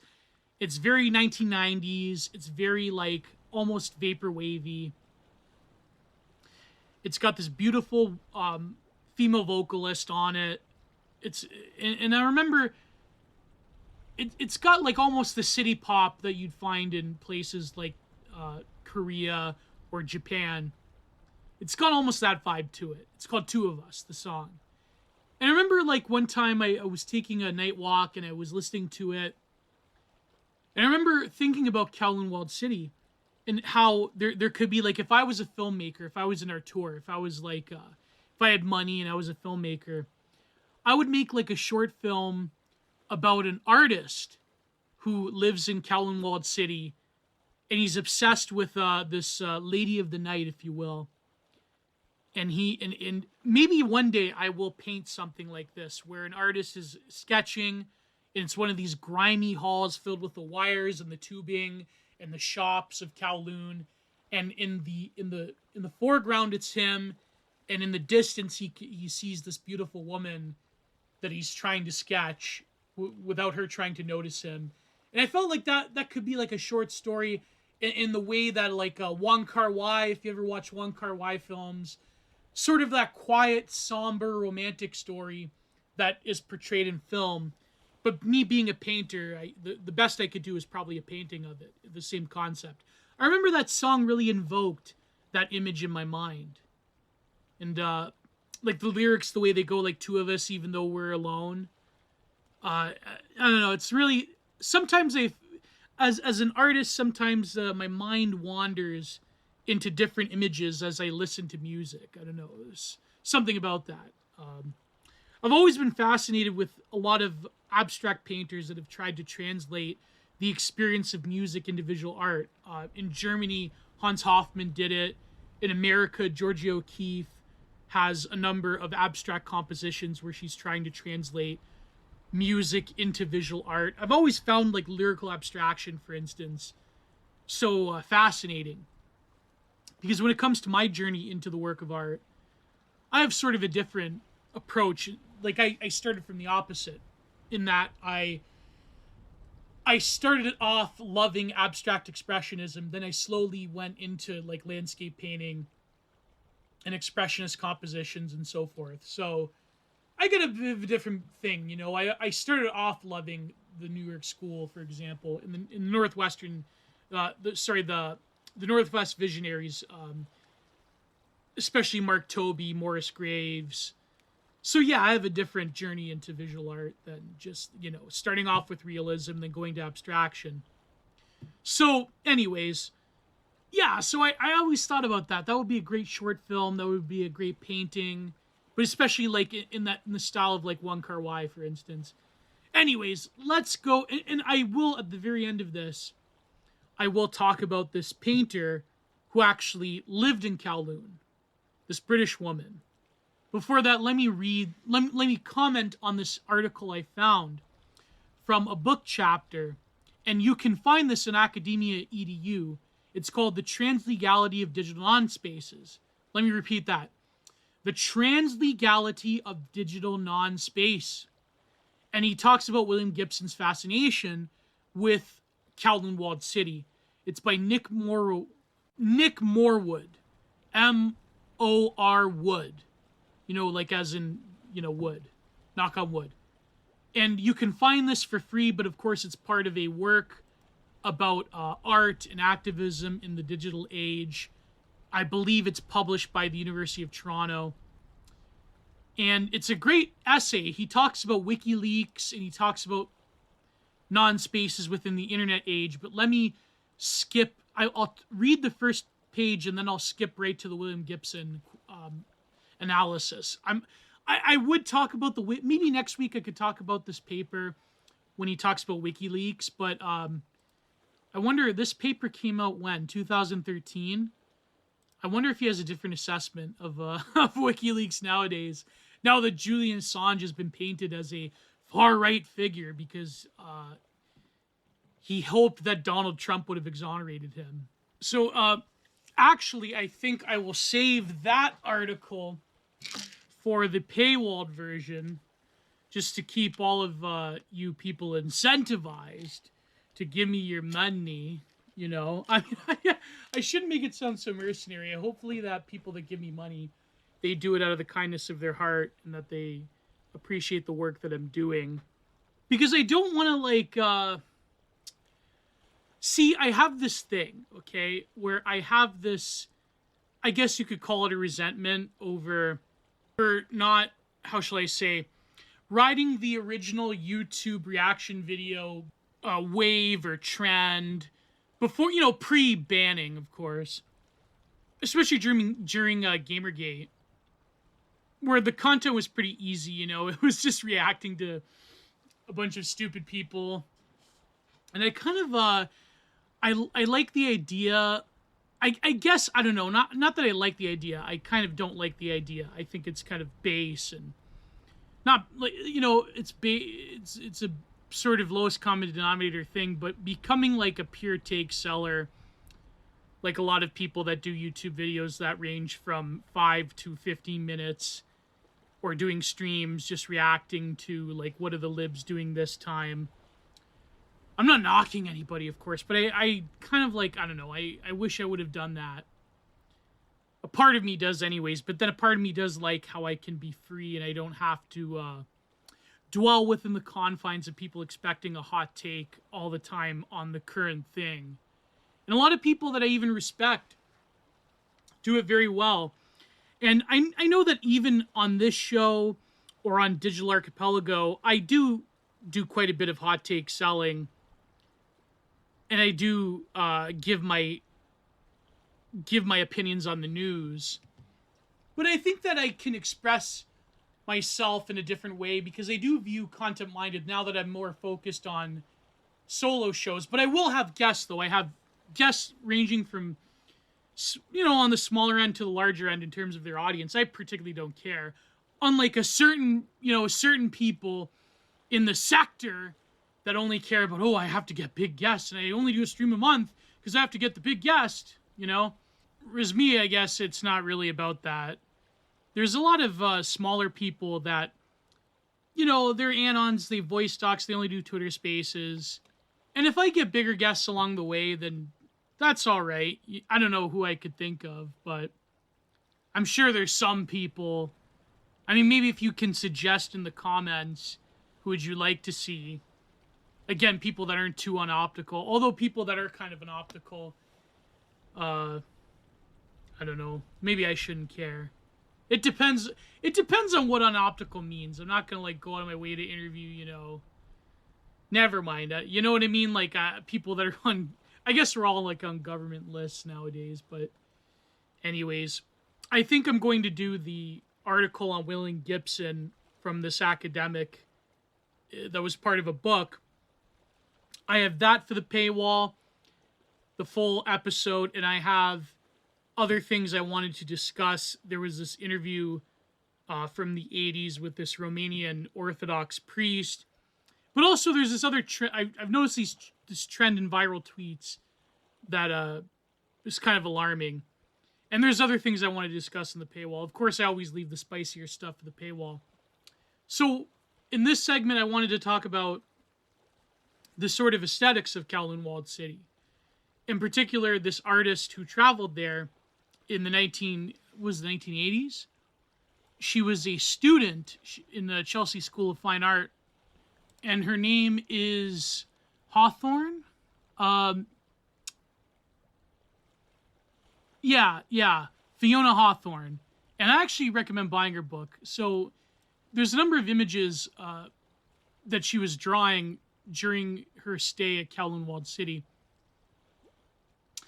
So she talks about how she moved to Hong Kong. She lived between North Ireland during the Troubles and London. And she moved to London to go to Chelsea School of Fine Arts. But then she got a scholarship. On one of these trips, a friend of mine took me to the walled city of Kowloon, a place I knew about but had never been. It was not something he ventured into, but that moment I stepped inside, I knew I had to go back to Kowloon Walled City and draw. So when a Thames TV travel bursary was advertised to students in my second year of my degree at Chelsea, I was absolutely determined to win to get back there. Thankfully, they went with my project, and together with begged art materials from Windsor and Newton and a very modern, very huge VHS-C compact camera loaned from JVC, I went to Hong Kong on a mission. And this was the early 1980s, if I recall. Seeing the walled city up close for the first time is totally unbelievable and difficult to describe. Picture looking across Hong Kong cityscape of often uniform high-rise blocks and individualized only by the life behind the windows. The poles of washing struck out onto the frames, then dripping air conditioners. Then suddenly, right before your eyes, the scene changes, and something about the next 500 or so meters of block is different. Odd, shocking, exciting, still high-rises, but now jagged and chaotic. Here is a mass of what seems to be individual slices of different blocks, all joined together. Bits added to later leaned against each other haphazardly, organically, energetically, like buildings nearby have somehow seated in the wrong place and accidentally grown into a clump of chaos with a strange, compelling beauty. Now, it's almost as if they're expressionist architecture in a way, which in terms of fine art, when you really think of like Kowloon as an art object to let your mind wander a little bit, it's really a form of expressionism. In sculpture, you can have it. In any form of plastic arts and any form of visual arts, you can have it in music, even in writing. But when it comes to architecture, that's sort of I know like Richard Serra doesn't believe that, or he didn't believe. He died recently, R.I.P. to Richard Serra. If you remember the previous episode with Mr. D, we were actually talking about Richard Serra. But when it comes to architecture, if you were to classify architecture as a form of art, it's one of the only ones where you can't really have any form of, you can have forms of expressionism, but, and even in certain places throughout the world, you could say that there has been architectural design by novices on a smaller scale that you would consider folk art or a form of folk architecture. But in terms of an art form, architecture really does have to have a lot of science, mathematics, architecture that has formulaic rules in terms of what you can engineer and what you can build for obvious reasons. Because of safety standards, because they basically need to be lived in. They don't have, they can't collapse, right? A sculpture, sculpture doesn't have, I mean, a sculpture does have immense amounts of standards and rules, but later on, when it comes to the soundness of a living space, it has to be there. But you could say that like this is a DIY form of architecture, which has a lot of scary implications, but functioned however much it did, which is actually pretty crazy that nothing significant happened. So expressionism in architecture just isn't a thing. I mean, it is in terms of the, it can be in terms of the creative design of buildings, but buildings still fundamentally, even the most expressive of ones that have seemingly physics-defining features or an aesthetic, still has to follow a lot of rudimentary rules, or else, it's no bueno, right? So, where was I? Artistically, I loved it. The juxtaposition of buildings gave the walled city a unique and wonderful facade. The inside was compelling in a different way. Alleyways almost in darkness, lined with a tangled mess of tapped electric wires and haphazardly connected dripping pipes. Occasionally shafts of light cut down from just a few spaces between blocks. And you would have a lot of heaven holes that were there randomly by accident, based on the way that buildings lean together. In ways that an architectural artist or a land artist, like, for example, James Turrell, who is Kanye's favorite artist, by the way. Not that most Kanye fans would even know who James Turrell is, but the ways that a lot of land artists, a lot of architects cannot even begin to express because they were just at random. And so you did have a lot of different random heaven holes of light. You had a lot of different random passageways and air currents that were seemingly at random because they were made by people that had no architectural skill or understanding. So it was pure utilitarian, organic megastructure. All types of industry happened inside, from dim sum making to the assembly of Barbie accessories. So you could have an old Barbie doll that probably made its way through Kowloon. Like stepping into a cave, a cavern of passageways and busy, noisy, shuddering, clanking industry where people are on tabletop assembly lines, fixing, cutting, cooking. So much to be drawn to take in, like the roof, a startling, even frightening landscape of different levels to jump up onto amongst a forest of hundreds of TV antennas and aerials. Best of all were the many people I met who welcomed me inside their homes, factories, and shops and allowed me to draw, paint, and photograph. It was hard to believe that this tiny 6.5 hectare area, living 60,000 people, and that 80% of them were over 60 years old. And that the blocks were all at least 12 stories tall, yet I was told only one had a lift. Most people I knew lived in Hong Kong, had driven past the walled city or had seen it from the street. And 80% of them were older 60s. Most people I knew had driven past that lived in Hong Kong. Even from planes landing at Kai Tak, a stone's throw away, Kai Tak Airport. But they had never been inside. It was considered out of bounds and too dangerous. Imagine this like little skinny like white woman from Britain living in Kowloon. I was for sure intrepid, but I knew I was trepidatious, but I knew I had my wits about me, and my instinct said to go in and draw and record this, and I did. In the 3 months I spent there, I never once felt threatened, never met hostility, and never saw violence. As well as drawing, I had spent time researching into why this unique place existed. The most surprising thing I learned was that it was not true that the walled city was outside of Hong Kong jurisdiction and was a law-free zone. Indeed, the once thriving feudal village, made up of traditional dwellings and surrounded by walls, or by a wall, had been excluded from the original 1897 treaty that colonized Hong Kong, but only for 1 year. A new treaty had been written by the British a later year in 1898, and the walled city was taken unilaterally. However, the second treaty was said to have never been recognized by China, and certainly not by the local inhabitants. So, excluded from the treaty, the myth prevailed for decades. And even after the wall had long gone, people still felt like the small area of land in the heart of Hong Kong was outside of Hong Kong's legal system.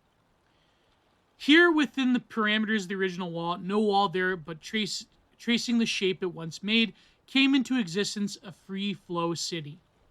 It was built quickly during the 60s by developers capitalizing the idea that they could invent their own regulations, so blocks went up fast and cheaply. Often without foundations, plumbing, or electricity, people needed affordable houses, small businesses moved in and grew organically. Rents were low, trade inspectors and policing turned a blind eye. Indeed, the walled city was said to have its own system of control, run by a mix of neighborhood associations, or kaifong, and triads, hence the abundance of so-called illegal dentists who supposedly did not have the right papers to practice in Hong Kong, but offered very affordable dentistry to people who came from all over the place. I had written a dissertation in my third year at Chelsea School of Fine Art and had already decided this was going to be about the North Irish art, something not to look forward to starting when I went back to London, but once ensconced to drawing and painting in the walled city, I soon scrapped that idea and managed to persuade the Chelsea to allow me to extend my trip a bit longer and switch my topic to a research study about the history of Kowloon Walled City. Thankfully, an 80s art college dissertation was not required to be highly academic. In truth, I probably only scratched the surface, but it was fascinating and surprising to meet everyone I could who knew anything about the walled city. To spend hours in libraries and the Public International Information Office, hunting through old documents, meeting people who knew something, and even if my hypothesis was a rather contrived attempt to compare the walled city to other vernacular architectures in the work of Le Corbusier, I was so pleased to have had the chance to research and learn about a fascinating place that no longer exists.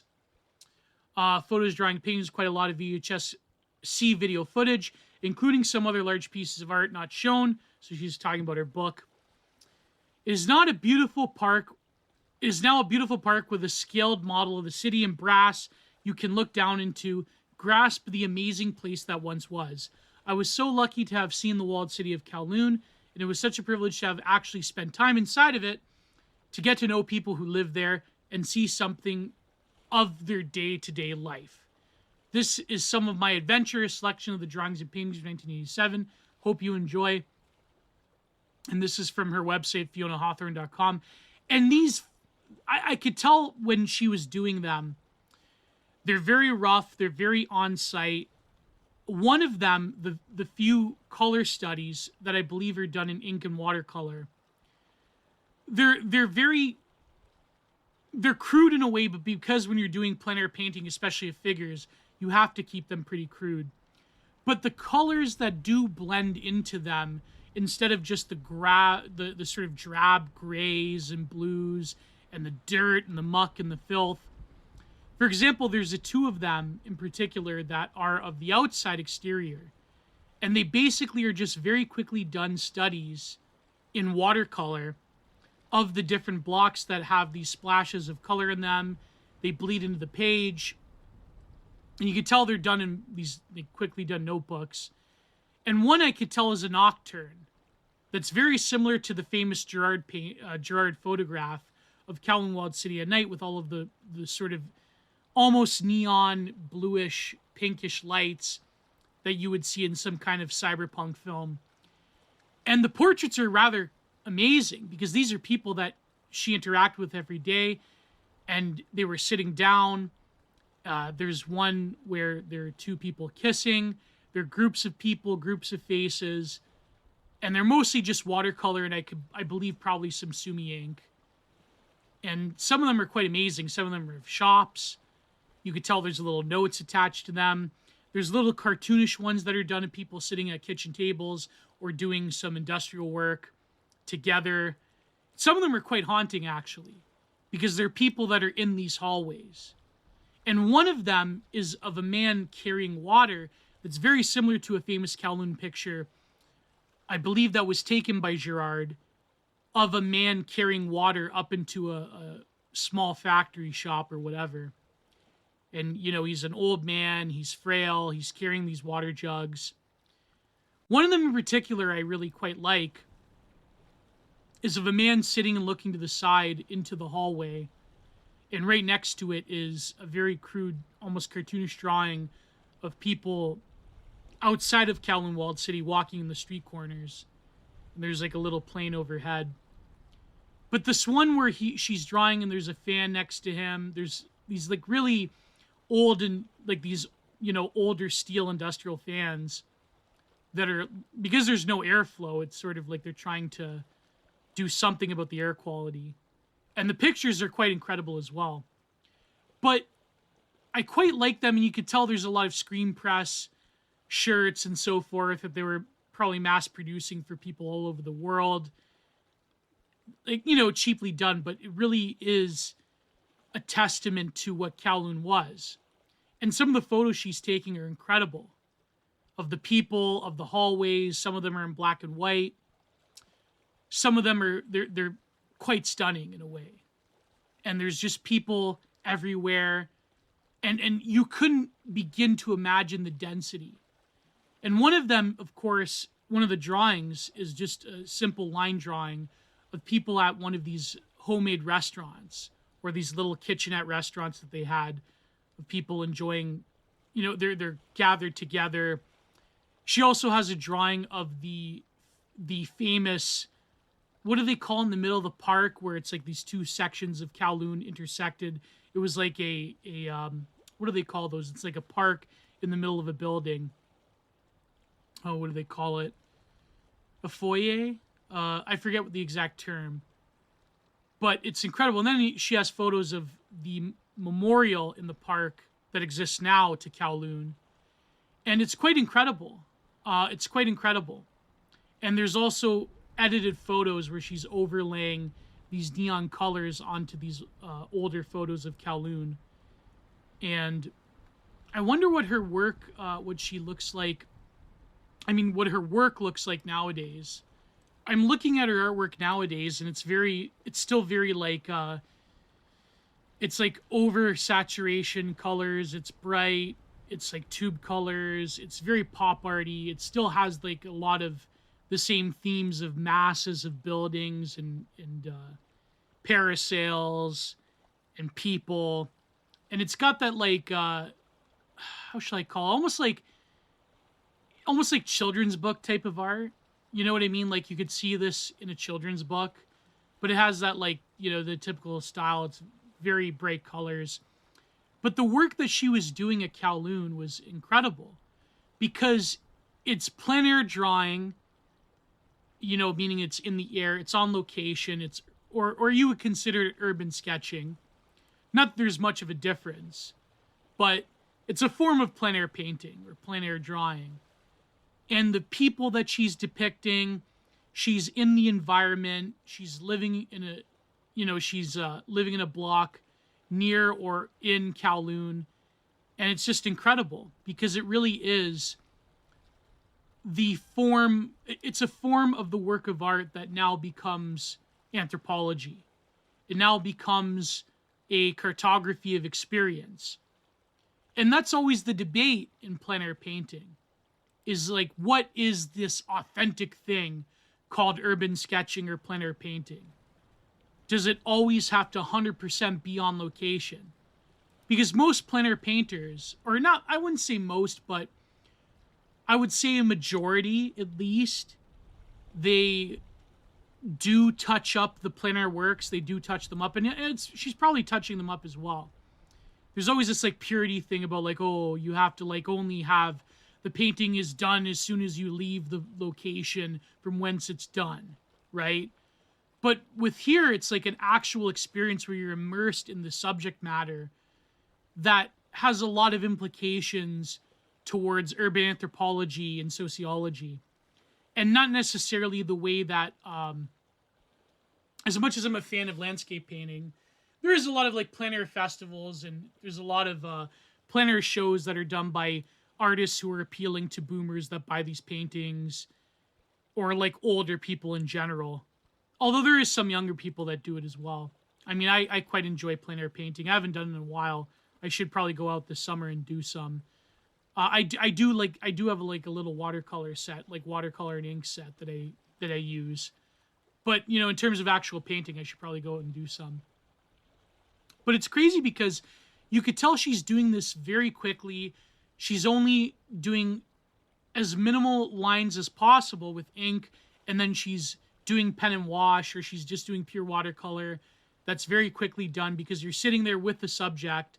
You're sitting there in this environment, and people working and living and eating, and it's incredible. It's incredible. It's really, it's meaningful on a level that isn't just another academic paper on the subject. And for example, there's one of a whole family. There's the mother sitting there with a small child. There's two men in the background. There's the shop. There's a shop window.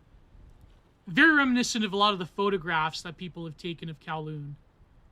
And so her work is great. I mean, yes, it's not exactly 100% realism, of course. A lot of them come off as very cartoonish. And apparently she's married to the English actor Colin Salmon, who was in Resident Evil. He was in James Bond films.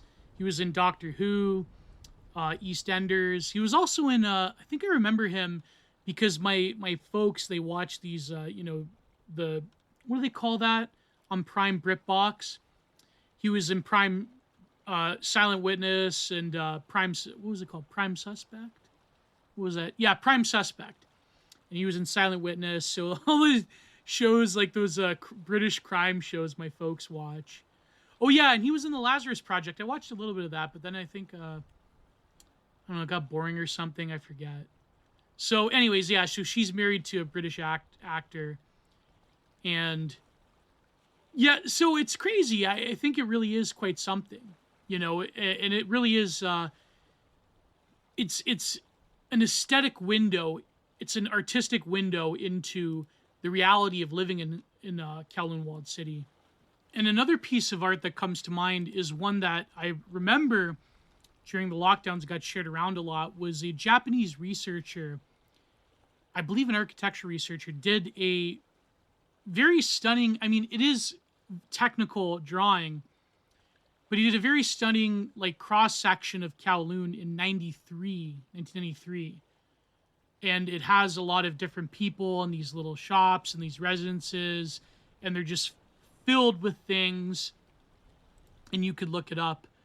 They're just there's antennas on the roof. It's incredible, the amount of detail.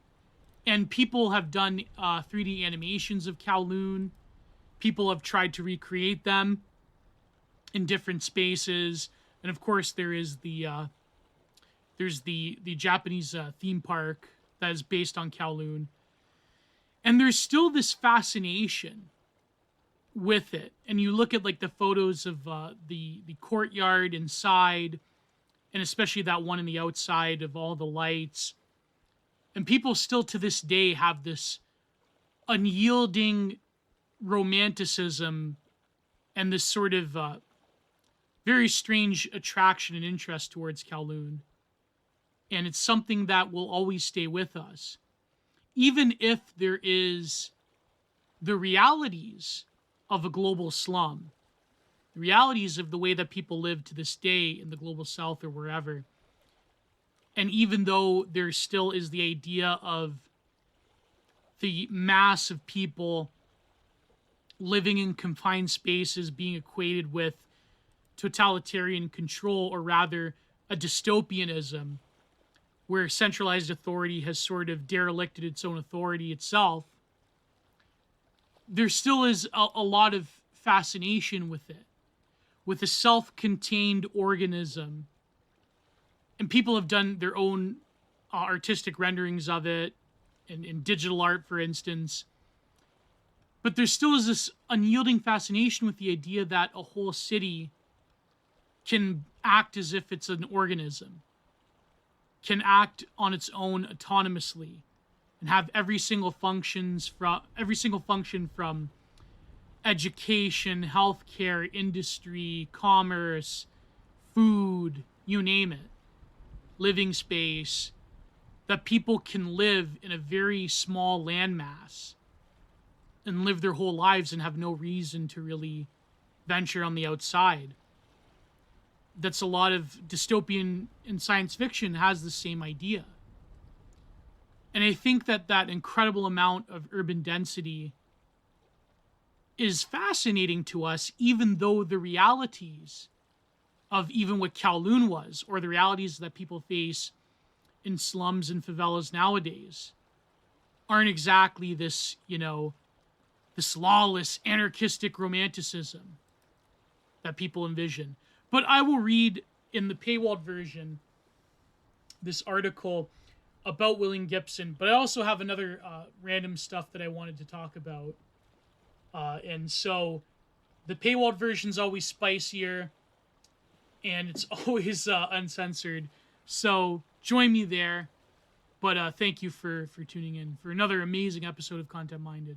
Thank you for listening to the Content Minded podcast, where every Wednesday there are interesting guests, amazing ideas, solo streams, and discussions on a diverse array of topics from art, philosophy, history, and more. The free version will be available both here on YouTube and as a downloadable link on Anchor and Spotify, as well as on Substack. Each week, the full, uncensored, and spicier version will now be available on both Patreon and Substack, where you will have access to the full archive of both Content Minded and of Giant Reviews, where I break down interesting texts every week, including other exciting paywalled articles and good content. Thank you all. Please like, share, and subscribe. God bless. Goodbye. Help keep the content renaissance alive. Too sweet.